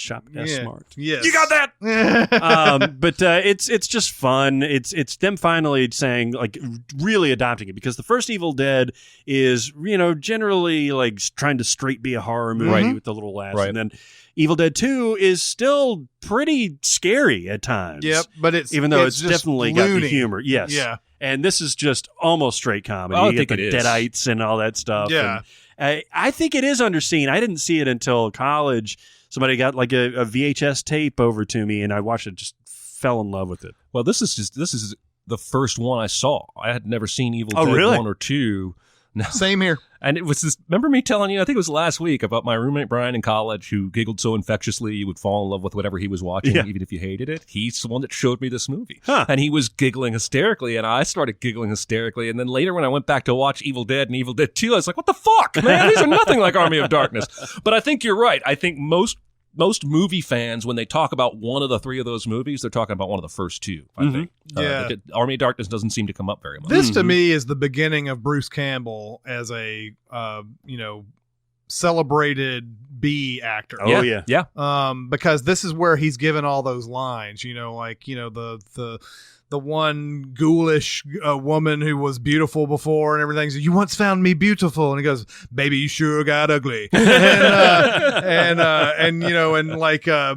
then telling the Embeth Davidtz character, she's like, you said that you'd stay around. I don't remember what it was. He's like, "Baby, that was just pillow talk." Yeah, and of course that is to me is a stroke of genius when he is having to say the words and he ends up coughing that third one. And I've always loved this because, how does the spirit realm really know whether or not you said something right? Are they going to penalize you if you don't say it exact? That type of thing. It's like Klato. It's from the day the Earth stood still. That was the. Oh, really? Yeah, that's where they got those that phrase. My favorite all time line of Army of Darkness. I don't know why it's always struck me as super funny. They're fighting that witch, and like you think that they've killed her or whatever, and he goes over and he goes, "It's a trick. Get an axe." It's absolute lunacy. I love there's a part where he's like, "Little goody two shoes, little goody two." Apparently he's imitating Sam Raimi, giving him directions for the thing. They obviously were having an incredible time. It's interesting to hear you guys started off with that, because I think you really can, and because it gives you like the backstory beforehand. Yeah. And so go out and watch it if you haven't. Yeah, and tonally it's so different. Yeah. You don't really need the first two to set it up for the tone of this one. So yep. My underseen sequel, I'm going to go with the Raid 2. If only because both Raid movies are still criminally underseen, at least here in America. Well, I think maybe overseas they're much more well known. But I think the average Star Wars fan has no idea those two guys in that Force Awakens scene you talked about were from this movie called The Raid 2. What I like about The Raid 2, and the reason I think it's better than the first one, is that the first one has that conceit of, I got to get to the top of this building, there's bad guys on every floor, and I'm at the bottom. And that's very cool. And he does a lot of cool shit in that tight quarters fighting. But if the sequel had been that, remember when you were talking about what makes a good sequel is that it adds a change to the mix, right? So now his canvas is bigger than a building. He's got an entire city. And it frees him up to do amazing shit we didn't know he could do, like the car driving chase scene I always talk about, or the mud fight in the prison, none of which could have been done in that first Raid movie.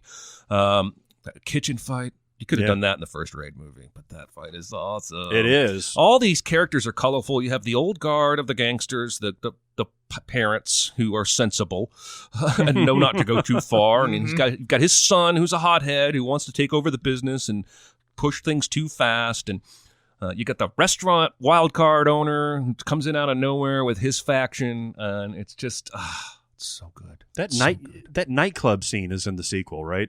Yeah, with I forget that character's name. But he's like the assassin or something like that. Yeah, like the homeless looking guy. Yeah. God, that scene is so great. Yeah, it's like a nightclub / movie theater looking. Yeah. Because there's multiple balconies going up. Anyway, it's fucking fantastic. If you have not watched it yet, I have not said enough good things apparently, or you just don't trust me. But it's visceral. It's fucking awesome. It's got this big sweeping crime story. It's The Dark Knight without Batman. In Hong Kong. It's fucking fantastic. Good call. Yeah. Absolutely. All right, now we got to do underrateds. Yeah, underrated. Yeah, go ahead, go for it. Well, I've already talked about my love for Fletch Lives, and so I'll kind of brush that aside. This is not a good movie, okay, but it is underrated, I think. Mm-hmm. Bill and Ted's Bogus Journey. Oh yeah, I bet you'll find people that think it is a good movie. Do you think? Like an actual good movie? It's interesting because I've watched this movie several different ways. Straight on when it came out as a kid, basically, is just like, dude, this is fun. They're going to hell and all that stuff. But then, like, if you look at it as kind of like an existential type of mentality, it has a lot to say about, like, the decisions that you make and the consequences of that, and what could happen when you zig instead of zag. And it's just fun. It's just everybody having fun.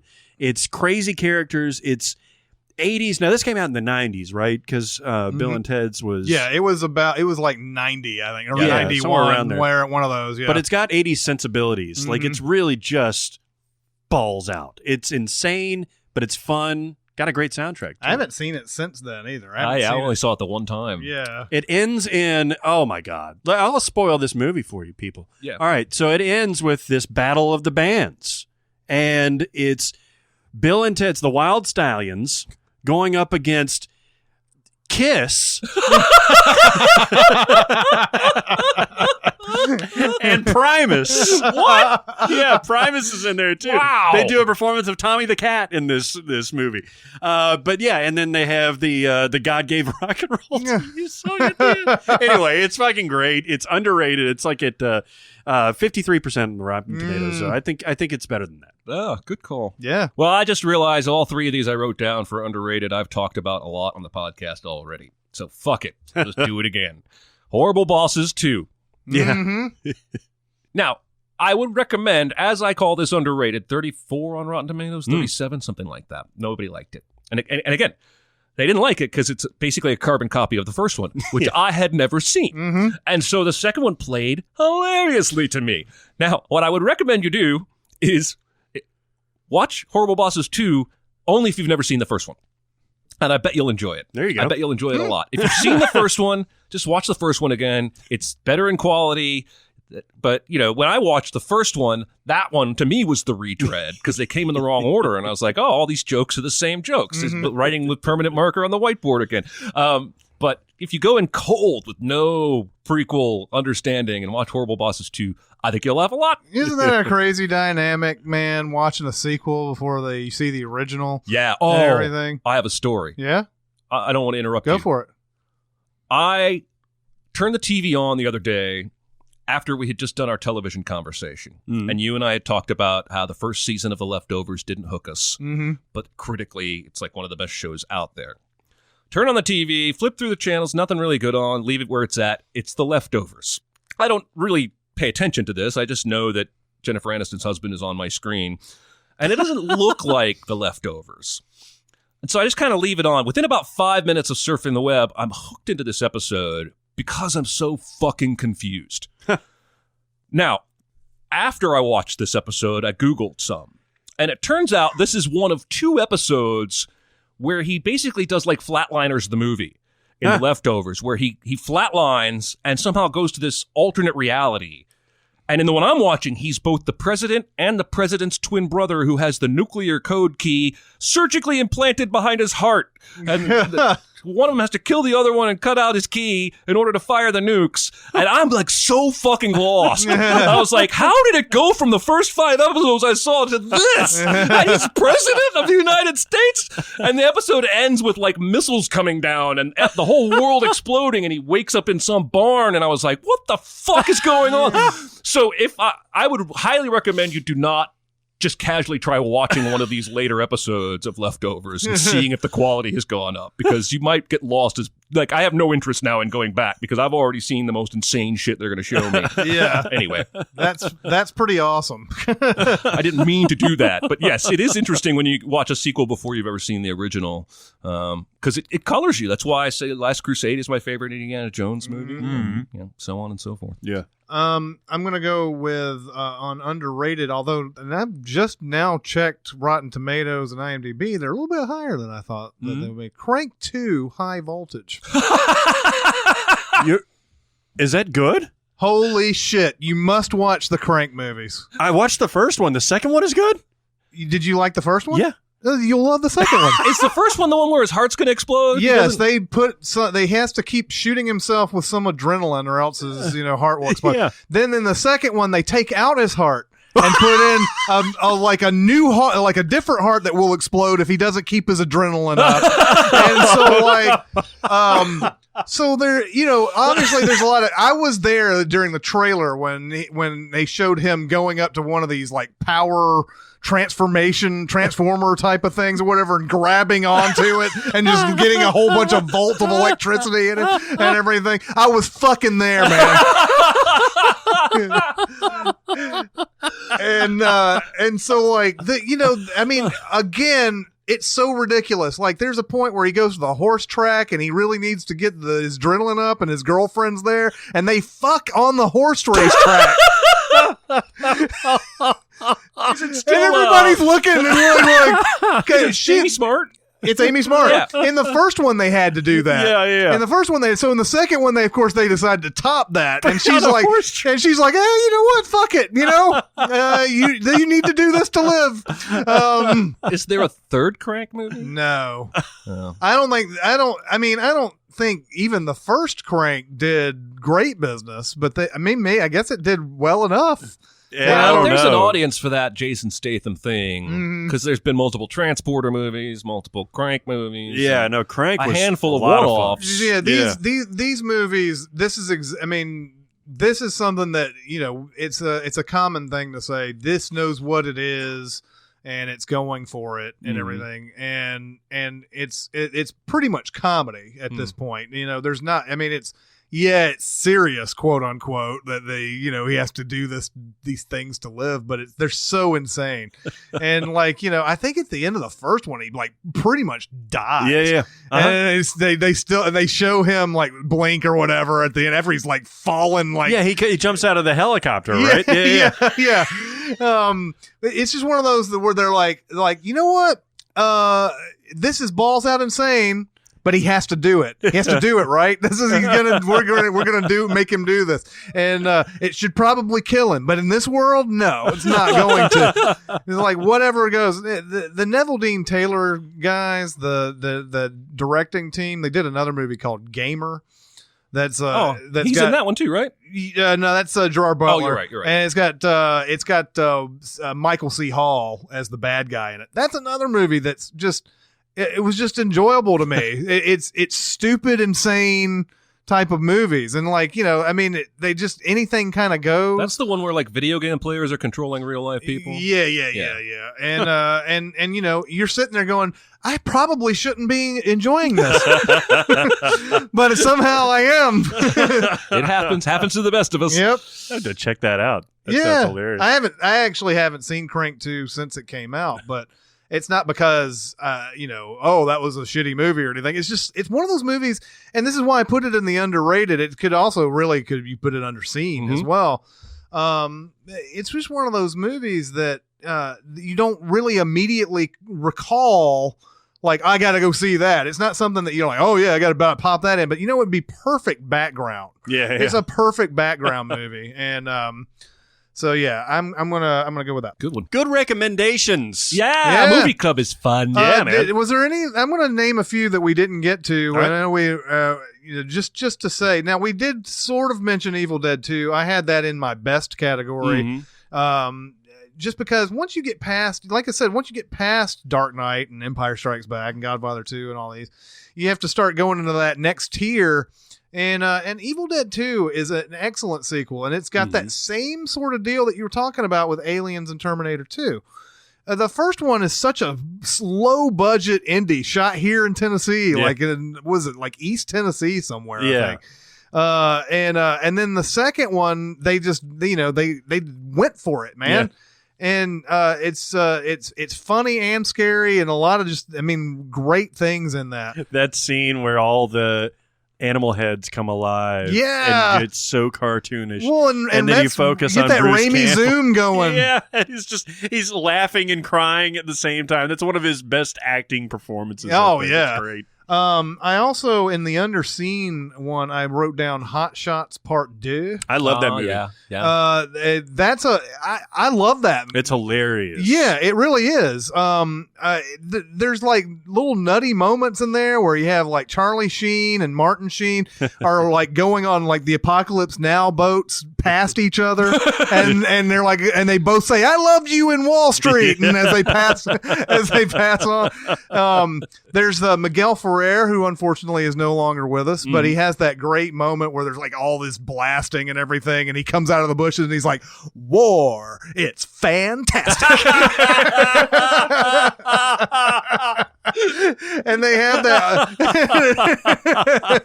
they have that whole thing where like, you know, like when Sheen basically as Rambo is blowing away all these dudes, they're like got a little counter at the bottom that's like more violent than RoboCop, more violent than Total Recall, most violent movie ever. I think that I love Hot Shots, but I think Hot Shots Part 2 is better. It is better than the first one. The first one. Yeah, That's a funny one. Yeah, I almost listed Naked Gun. Yes. 2.5 Yeah. for one of my. Yeah, Naked Gun 2.5 is also it's I think underappreciated. The first one is obviously the best one, but like the 2.5 is got a lot of great stuff. 33 1/3. It's not a Zucker Brothers movie. Peter Segal directed that one, but oh really? Yeah. I think David Zucker stayed on as producer, but it's not nearly as good. It's got moments. Is that the one with Anna Nicole Smith? Yeah, Anna Nicole Smith's in it. And then also on underrated, I put Wayne's World 2 down. Oh, interesting. I haven't seen that probably since it came out. Yeah, Really? I've seen that a bunch. I've seen Wayne's World and Wayne's World 2 a bunch. Yeah. No. And Wayne's World. Do you like Wayne's Yeah, World too? I do. What's the story in the second one? They have to put on a concert named Wayne Stock. Yeah. Oh. And they're trying to come up with all these bands to come play at it, and they don't have any. They tell people all these bands are going to be here, but they don't have the band signed. Oh, nice. Isn't one of Including them fucking Aerosmith. Aerosmith? But like, you know, he goes through all this Doors type stuff. He goes out in the desert. And he's like doing drugs and everything. Yeah. And there's like the Jim Morrison coming into him in the desert. But like, there's you know, great little parody stuff in there. He's like, he goes into this gas station and he asks where this address is, and the gas station owner's like, I don't know, it's Elm, I don't know, blah, blah, and Mike Myers turns to the camera and is like, I'm sorry, can we get a better actor than this? This is unacceptable. And they take this guy out and they put Charlton Heston in it. And he's like, I remember a girl, she used to live on now. And you see Mike Myers with a tear in his face. And like there's a whole Graduate thing at the end and everything where they make fun of that whole end scene of The Graduate. There's a lot of like great stuff in it that you can sink your teeth into. And every time when it used to come on quite a bit on some movie channels, I used to like just sit there and watch it. It is not a great movie. Yeah. I mean, but I think I can watch that whole thing no problem. It's not it never once do I go, oh, that's shitty. Yeah. You know, it's just I'm going along with it. It's really fun. It's got Christopher Walken in it too. It does. He plays the Rob Lowe character. Basically. Yeah. I'm Mr. Steal Your Girl. He's like a sphincter says what? And he's like, what? You want me to say what? Like I'm a dumbass. I don't know what you're saying. Anyway, did you guys have any others? I had several others listed, but it was all stuff like Dawn of the Planet of the Apes for my best, and yeah, that's another like that. good one. Yeah. Okay, so are we ready for some Q&A? Let's do it. I got something to say. I want the truth. I am listening. Have you ever learned any behind-the-scenes information about a movie that increased your appreciation or dislike for it? It's funny. Just recently, and I don't usually. These days, I used to watch them a lot when DVDs first came out, behind the scenes footage of all the movies that I liked and everything. Now I just kind of like, just don't have time. Mm-hmm.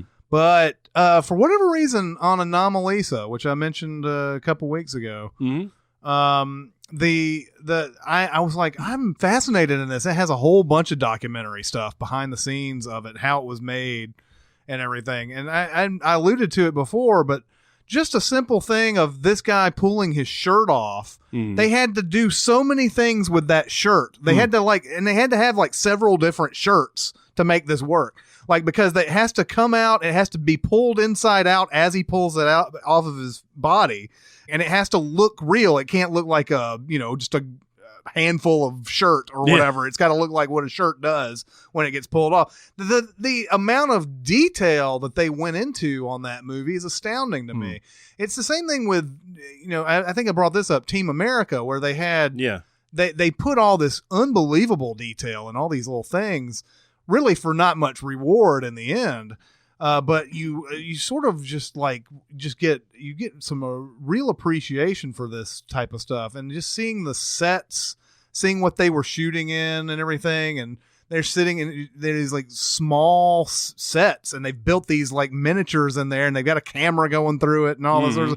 They're simulating all these great camera. There's all this great camera work and everything in it. You see a stop motion movie like that, and you see all the work that goes into it. It really gives you a great appreciation. When I watched the movie, I was like, that was perfectly good. That was a good movie. And then you watch the behind the scenes, and suddenly it just goes up in a higher notch. Yeah, good call. So I have a couple examples for both direction.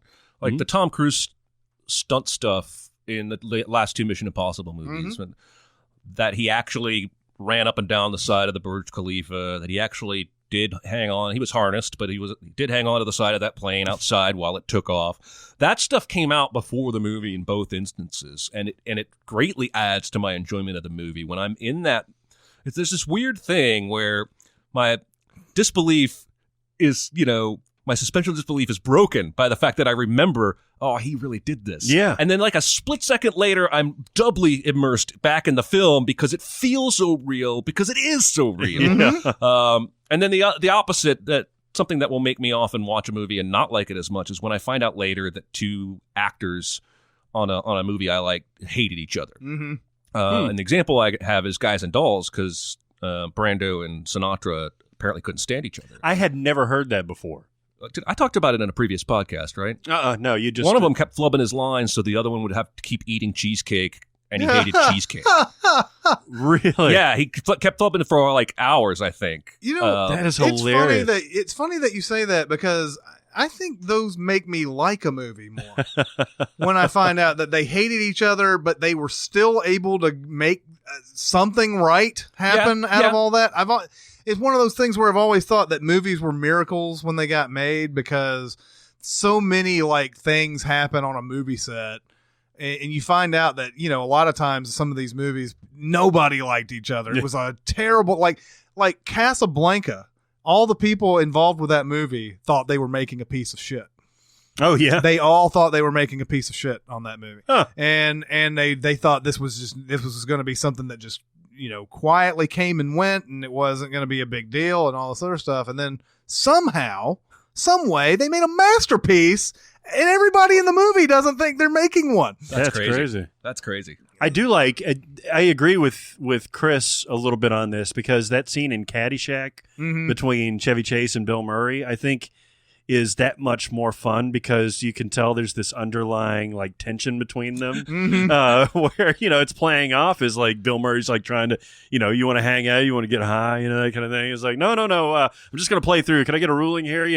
And I don't know. It just it makes it pop a little bit. But I see what you're saying, and I had no idea that Brando and Sinatra hated each other. Well, especially if they on screen they're best buds, and you're like, oh man, I bet they're best buds in real life, and then you find out, oh, they hated each other, they wanted to kill each other. It's pretty easy for me it out to believe that Brando didn't see Sinatra as a serious actor or a peer at the same level, because Sinatra was so much more known for singing. I think Sinatra has proven he was a good actor several times, but I could see somebody like Brando, who's famously eccentric anyway, just arbitrarily deciding, this lounge singer, this is beneath me, or what have you. I don't know. Can you imagine those conversations between Brando and Sinatra, especially if they didn't like each other? I would imagine when they yell cut, they just both go separate ways, and they only come together to film what they have to. But anyway. Okay, so for the one that I like, knowing the behind the scenes, is in Willy Wonka and the Chocolate Factory, when they go into the tunnel where they're in the river of chocolate, and it starts going through that. There's definitely no signs of slowing, and apparently the people in the cast that were not Gene Wilder really thought that Gene Wilder was going insane. Oh, really? Like, he was so intense and so over the top about it. And you can see when the camera does get focused on his face, he's got this wild-eyed look, and he is absolutely bonkers. And there's a lot of stuff he did for that performance that, like one of the kids didn't know that he was going to walk with a cane and with a limp and then do that roll over into the thing. So they were actually surprised. Mm-hmm. So there's little things about that whole performance where he's just fucking with everybody. Yeah. And I love that. I think it greatly increases my love of that scene to know that they actually thought he was going insane. Yeah. I could see that. It's fun. It reminds me a little bit of The Usual Suspects during the scene where they're talking to Peter Green and everything, and he flicks that lit cigarette at Stephen Baldwin. That actually was a lit cigarette that hit Stephen Baldwin. Damn. And when he goes "fuck" like that, it's truth. But Stephen Baldwin was like, no, just keep rolling. Let's just get this. Let's use this and everything. That's the power of being a awesome. Baldwin. Yeah. Oh yeah. You know what sucks about Peter Baldwin? Nothing. The thing that I don't know what you guys. It's not a very good movie, but I can't watch The Crow. Knowing that, even though I don't think that scene made it into the final cut because it's when his house is being robbed. Yeah. It's a different. It's common, and I do it all the time. Every time, 5-10 years passes when The Crow and everything, I always think it's that scene where he goes in on the gangsters and everything. Yeah. I always assume it's that scene where I think you're right. They destroyed that footage. Yeah. Supposedly. Right. But yeah, it does. Well, especially since it was the year before Dragon the Bruce Lee story came out, and there's that whole thing at the end where the demon, after he's done with Bruce Lee, goes after his son Brandon Lee in the movie. Yeah. Oh, wow. And it's I think that movie. And then Dragon, the Bruce Lee story, came out the year that The Crow was being made. Mm-hmm. So a lot of people were like, man, even Dragon, the Bruce Lee story has some weird shit attached to it as well. But yeah, The Crow, sort of an admission here. I've never put The Crow on the schedule for that reason a lot of times. It's one of those movies where we could easily send it, no problem. Yeah, it's just there's so much tragedy involved. I'm glad to hear you say that because it just doesn't. It feels weird watching that movie. Now I've watched The Crow City of Angels, which is actually not a hideous movie. Yeah, it's got a great soundtrack. Right. But yeah, The Crow just kind of feels Didn't weird. Didn't they make watching a third one even? It's probably a movie that's got 4 sequels now. Probably does. It's probably like Howling movies at this point. Tremors. Tremors. The Crow 1845. Just back to the beginning. Yeah, there is a The Crow Salvation, The Crow Wicked Prayer. There was a TV series called Stairway to Heaven. So yeah, there's plenty. Yeah, plenty of other Crow movies. Give me a cue, B. All right. Let's do a music question, eh? Ready? Oh. What cover of a song do you like more than the original? Ooh. I can do this all day. All Along the Watchtower. Oh. Jimi Hendrix. Oh. Okay, very, very good one. And I haven't looked this up, but I think Bob Dylan has basically admitted that is the definitive version. Yeah, but Bob Dylan's came out 6 months before. That's weird, right? Bob Dylan came out with a song, and then 6 months later, Jimi Hendrix just slayed it. Yeah. And every time it comes on, it always, every time a movie's in Vietnam, fucking All Along the Watchtower. But it's a great. I love it every single time. It's like, okay, you got me, Hollywood. I love that song. You're right. I'm into it. But it's such a badass song, man. It's got so such a good. weird beginning to it. The chun chun chun chun chun chun. Yeah. And very distinctive. And yeah, I mean, Dylan can let Hendrix have a song or two. He's got more than enough. Exactly. I He's think doing it's okay. funny that you chose that song because I'm choosing a song from Rattle and Hum, Mm-hmm. U2 covers All Along the Watchtower on Rattle and really? Hum. Yeah, but Yeah. I'm choosing Helter Skelter. Because when the Beatles do Helter Skelter, there's just a little too much British twangy happiness in the vocals. Yeah. You know what I'm saying? I know exactly what you're saying. And when U2 does it, I feel more crazy. Yeah. Does that make sense? It does. This is a song. Well, is this the song that Manson stole lyrics from, or did they write the song about Manson? It was used in the Sharon Tate killings. They actually scribbled in blood "Helter Skelter" on the walls. Okay. It had nothing to do with the murders. I don't know if it was an inspiration or whatever, but that's how those were. But the phrase "Helter Skelter" suggests chaos, commotion, and I get that with that. Now, I think I'm a bigger Rattle and Hum fan than even most U2 fans. That's good. I love that. I would rather put that in than maybe any other U2 album. If only for that, still haven't found what I'm looking for cover with the gospel choir. Yeah, which is covering your own song, so I can't choose that for this answer. No, I love Rattle and Hum. Is there a stigma to Rattle and Hum? I don't know that there's a stigma, not like there is with Zooropa or what have you, but I just feel like more people when they talk about classic U2, they're talking about war and Joshua Tree. They're never talking about Rattle and Hum. Yeah. And they is that should the one be. that has "When Love Comes to Town"? Yeah, with B.B. King? yeah. Oh man, There's I love that song. That's why I like it. Is it's so diverse. So they've got some covers. They've got some obscure covers. They've got some guests, rearrangements. It's really good shit. I hear exactly what you're saying about Helter Skelter.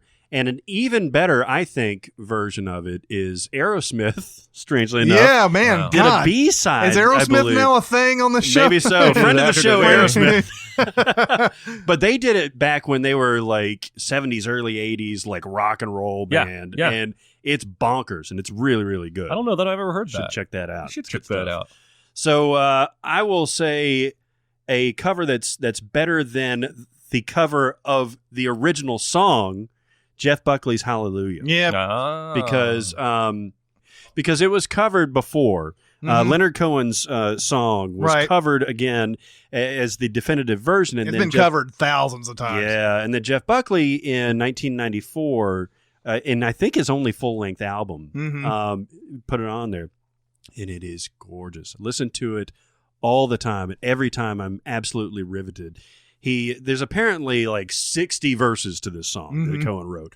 And, each cover, Pentatonics did a cover just recently that had some of the other verses to it. And each cover kind of picks and chooses from which ones they want to do. And Jeff Buckley's one, I think, is the definitive version. And I think it's hilarious that we keep referring back to the different cover versions in the Sins video. No, yeah, man. That was a great little start. Watchmen gag is still one of my favorite Sins ever. Yeah, absolutely. And it keeps coming up. It happened in the Shrek video. It happened in, oh my God, was it? It was Sing had it too. Yeah. So yeah, it's just hilarious. But if you're going to listen to one version of Hallelujah, I would say the Jeff Buckley version is. Now the Leonard Cohen version I love, but I know it's synthy and 80s-y, but I still love it. It's loungy. It's like Leonard Cohen I think of as more of a songwriter than a singer. And I don't always want to hear the songwriter sing the song they wrote because sometimes it's not as good as when you let Jeff Buckley sing it. Yeah. Because his vocals soar on that cover, and then I can't go back to the Leonard Cohen version after that. It just sounds like my grandpa singing it. I wanted to mention some side notes on this question. Live and Let Die. Do you like the Wings version or the Guns N' Roses version better? I like the Wings version, but I've listened to the Guns N' Roses version many more times. Like the Guns N' Roses song I heard first. I did not hear the Wings version until much later. I like certain aspects of the Guns N' Roses song better than the one that's the Wings did. Like I like the fact that it's more guitar going on, and that whereas in the Wings version is like dum dum dum dum dum dum. That it's when you go from that to that, it's but I like a lot more of the instrumental type stuff that's going on in the Wings version better than I like in the Guns N' Roses song. A couple other things I ran across when I was looking for inspiration as far as what were best covers and everything. I did not know that Nothing Compares to You was a cover. Oh, a Prince song, right? Yeah, it was. He was in a band called The Family. Yep. And that was I did not know that, and I did not know Tainted Love was a cover. I had no idea. I was like, man, how stupid have I been all these years? Because Soft Cell did Tainted Love, and then the full mix of that track actually had Baby Where Did Our Love Go at the end of it with the same beat, the doom, Dum, dum, dum, dum. And so both of those were kind of their play on the covers. Yeah, it's just blew my mind. I'm like, because that's that classic young person thing. Yeah. When you're like, oh, I love this song that's never been sung before, and then there's like 3 versions of it. Yeah. It happens a lot more than we think. Just because they wait long enough, you wait a generation, and then people don't even realize it's a cover. Yeah. Speaking of covers, Chris Cornell did a great version of Nothing Compares to You. Yeah. They played it like crazy on satellite radio after he died. Did they really? Yeah. It's gorgeous. It's great. His voice was amazing. Yeah. Last bit that I know you'll like is I Will Survive. Cake's version. Which version? Cake. Oh. Yeah. Of the Gloria Gaynor song. Oh, Jesus. And my favorite cover up there with Jeff Buckley's thing is 10,000 Maniacs doing Because of the Night. It's a Patti Smith song. I love that song. Mm-hmm. Oh, I actually will go unplugged ahead and give honorable mention to basically every cover of Landslide. Oh, yeah. Smashing Pumpkins, Dixie Chicks, and I think the original's fantastic, although Stevie Nicks does have a voice that isn't for everybody. Mm-hmm. But if I had to choose, I might drift towards Smashing Pumpkins to listen to that version first. Absolutely agree. Yeah. I even like the Dixie Chicks. I think what we're talking about is just perfect song. Mm-hmm. And so anybody that covers it that has some talent, it's going to be a great cover. I'm sure Pentatonics will do a version soon. Yes. It'd be good. Pentatonics is awesome. What are you talking about? Yeah, sure. All right. Chris, since you mentioned Live and Let Die, what is your favorite Bond movie? Well, it's funny because I think most Bond purists look at Sean Connery's stuff, and so they'll say From Russia with Love or Thunderball or something like that is going to be their number one. A lot of people are Craig heads, so they're going to be like, they're going to be, Casino Royale, or they're going to be what else? Skyfall. Mm-hmm. And then of course nobody really likes the Timothy Dalton ones. Mm-hmm. And, very few people have really seen the George Lazenby one. So Roger Moore is in that middle where there's not very many good ones, but he did the one that I think's the best one. Mm-hmm. And it's The Spy Who Loved Me. Uh-huh. Every time I've actually gone through Bond movies and had to rank them before. Mm-hmm. Right? And I was like, somebody at work when I was at Hollywood 27, and I think it was Skyfall had just come out, was like, name your top 5. And so I went through and everything, and The Spy Who Loved Me came out on top. It beat out all the Connerys, it beat out all the Craigs, it beat all the Pierce Brosnans, obviously. It's just an excellent Bond movie. It's so good, and I would put Her Majesty's Secret Service up there too. Interesting. It's a good one. It's been forever since I've seen it. it. It's not one that because Lazenby was there one time and then he was gone, and then they got Connery back for one more, and then he left, and then was that Diamonds Are Forever? Diamonds Are Forever was the one right after that with Kim Basinger, right? No, Kim Basinger was Never Say Never Again, which was not a part of the Bond canon. The producer of the original Bond movies, one of the producers of the original Bond movies, broke off from Eon, I think it's Eon Productions. Broke off from them and said, I'm going to have the rights to make a Bond movie, but he only had the rights to remake Thunderball. No. And so he remade Thunderball with Never Say Never Again. And it came out the same year as a canon Bond movie, Octopussy. And Octopussy actually beat Never Say Never Again. Interesting. So even though people were like, I love Connery best as Bond and everything, I guess they watered down the product a little bit so people knew that they weren't really getting into a Bond movie. But it's just a funny tidbit in 1983 that the Connery Bond didn't do as well as the Roger Moore one. Yeah, that is weird. But yeah, man, if you love Bond movies, Spy Love Me, almost every other Roger Moore Bond movie is garbage. Yeah, almost every one of them. The Live and Let Die is terrible, although there's got some fans of that, but it's not good. Moonraker is okay. But The View to a Kill's terrible. That's got Christopher Walken in it as a bad guy. Oh, yeah. View to a Kill's not good. Octopussy's not good. I mean... I don't really care about James Bond. I'm sorry.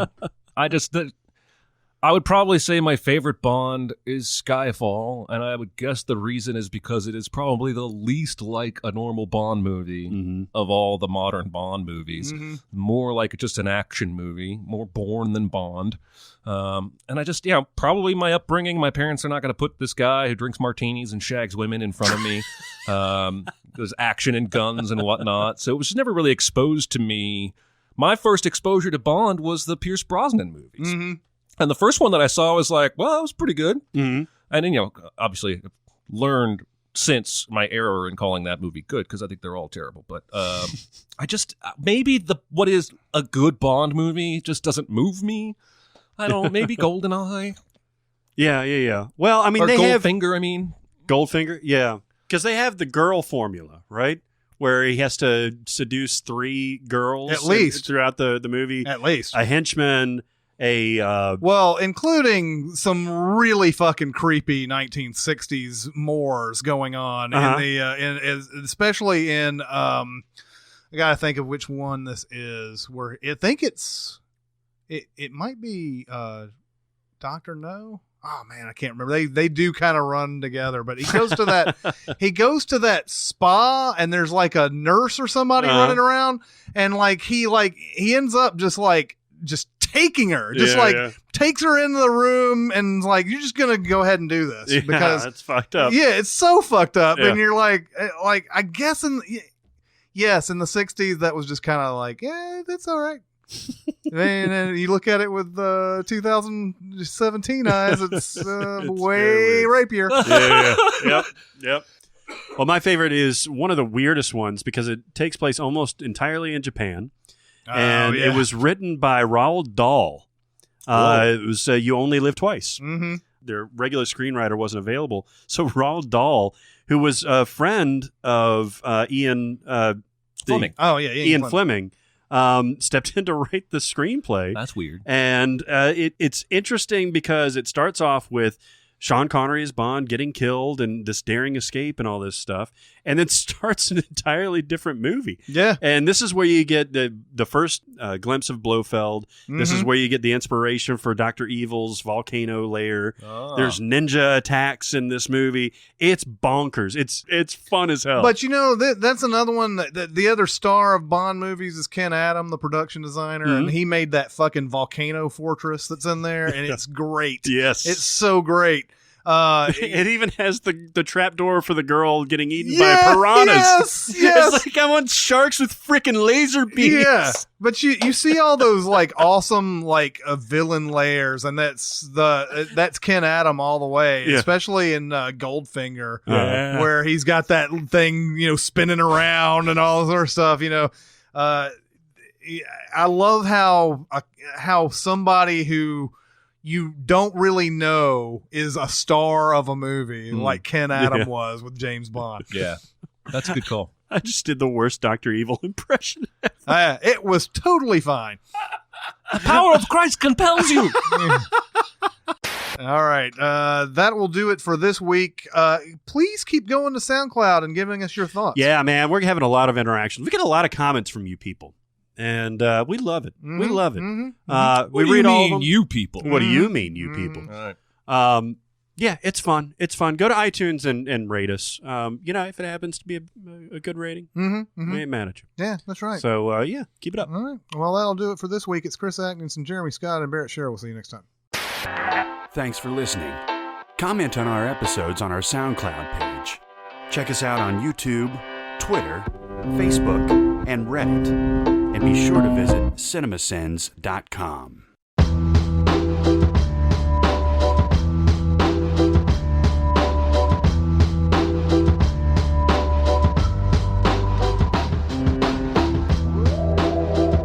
So, I have gotten my chest. I have offloaded the items on my chest. Yes, I've gotten it off my chest. Everything I wish to say. That's right. Whew. You money shotted. You unloaded onto your chest. Yeah, that's right. Today, the role of Barrett will be played by Jeremy. Yes. Somebody messaged Aaron and was like, "Thanks for answering my question. Had no idea that adult entertainment was going to be a factor into this." Nice work. It's probably like, his deacon or something like that. His deacon? I don't know. He has deacons, right? I don't know. What did deacons do? They're like backup pastors who are really old. I always thought deacons were the guys that collect the money. No, they're similar between like an ordained minister, but I always got the sense it was like tenure at a college. Like you've been at this church long enough. It was always an old person who was called a deacon. Deacon in the church. I just think that means like maybe it's as simple as head of the church board. I don't know. Huh. I always felt like it was like a honorary, like knighting from the queen. It's like a duke. You are now a deacon. You've been with us so long. You common law married yourself into deaconship. I always thought they were like they were like Santa's elves or something like that. Like they like God's elves. They My grandpa at one point was preaching at 3 different churches in the same. He lived on an island, and so sometimes the deacon would preach at one of them, and he would preach at the other 2, or vice versa. He lived on an island? Yeah, I remember there was one time when I was little that we went to every single church, and I was just like, enough already. Like in the same day? Yes, we went to there's Sunday. All 3 of them have services. They've all timed them out so the preacher can drive between them and be the preacher. Wow. And yet I had to go to all, like, did I not get enough the first one? Like, can I go play Frisbee? Oh, man. Like, I was like 9. That's like 6 hours of your day. I'm telling you. Oof. Anyway. Oof. Well, we all have stories. Sure do. They're playing so much Friends on TBS and MTV lately. I've been watching a lot of it in the background. And my favorite episode is probably the most classic episode where they do the trivia game show to bet for the apartment. Mm-hmm.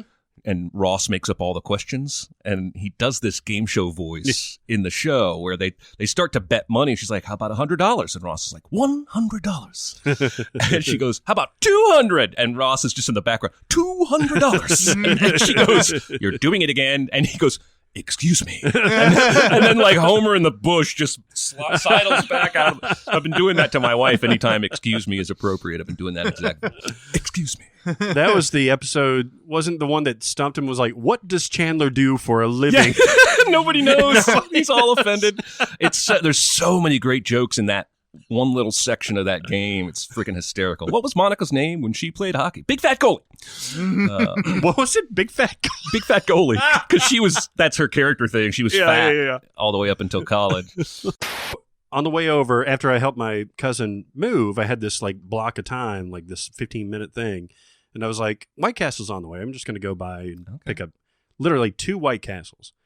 First of all, it takes 15 minutes to get through the drive-thru, even though there's one car in front of me. Lovely. The dude is at the drive-thru at the window, pays, shuts off his car, gets out, opens up his trunk, stares at me for a second. What the hell? So I'm like, fuck. I would gets be out driving a away. backpack and like gets something out of it, puts the backpack in the passenger seat, comes around and gets back in and starts the car up. And then it's another like 5 minutes before he gets his food. So I'm like, all right, well, that was insane.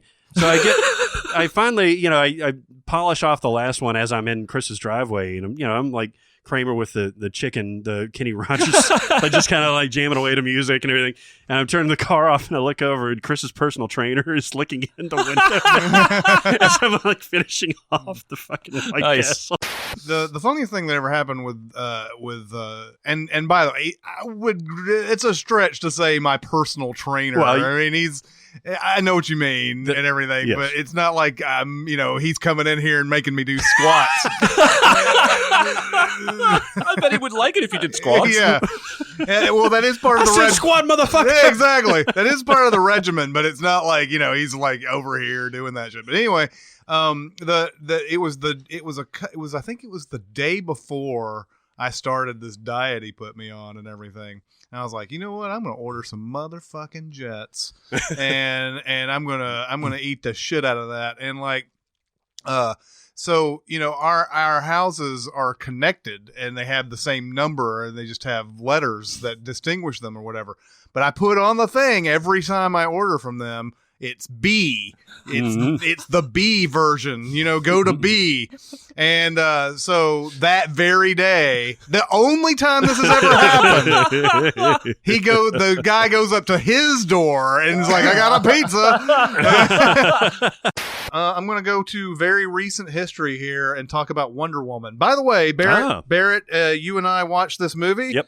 Our verdict is that we liked it. Yeah, you know what? I liked it a lot more the more that I thought about it. Yep. It's a movie that I really am anxious to see again. Yeah. This is the best DC movie in a long time. Absolutely. It's the best one since Dark Knight. Mm-hmm. Oh, yeah. It starts off very well, and I'm going to get to the part that I don't like, and I think this is what a lot of people are talking about as far as this movie is concerned. Spoilers for Wonder Woman coming. Feel free to skip, and we'll put some music in front of it.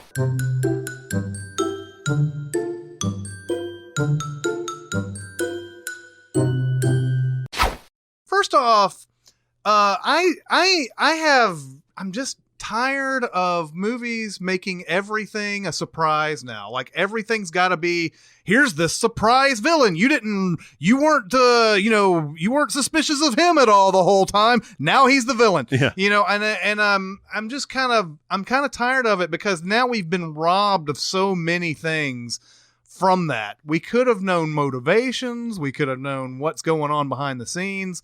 Why is it more exciting for us? Why do the people think that it's more exciting for us to find out who that villain is by the end of it? I don't know. I really don't know why it has to be David fucking Thewlis. Yeah. He's the. I'm sorry, we're spoiling this for you. I haven't gone to it yet, so I don't have that much motivation. The problem with it is that they set up the Houston character as the guy who's the villain. But yeah, they make him as the guy that you're supposed to be concerned about, and then you're like, well, how is he Ares? How is he the god of war and everything? He's taking drugs and all this other type of stuff, and then you realize, oh, okay, because it's like 2/3 into the movie, she slays that guy, and you're like, oh, there's got to be some other guy in this whole thing.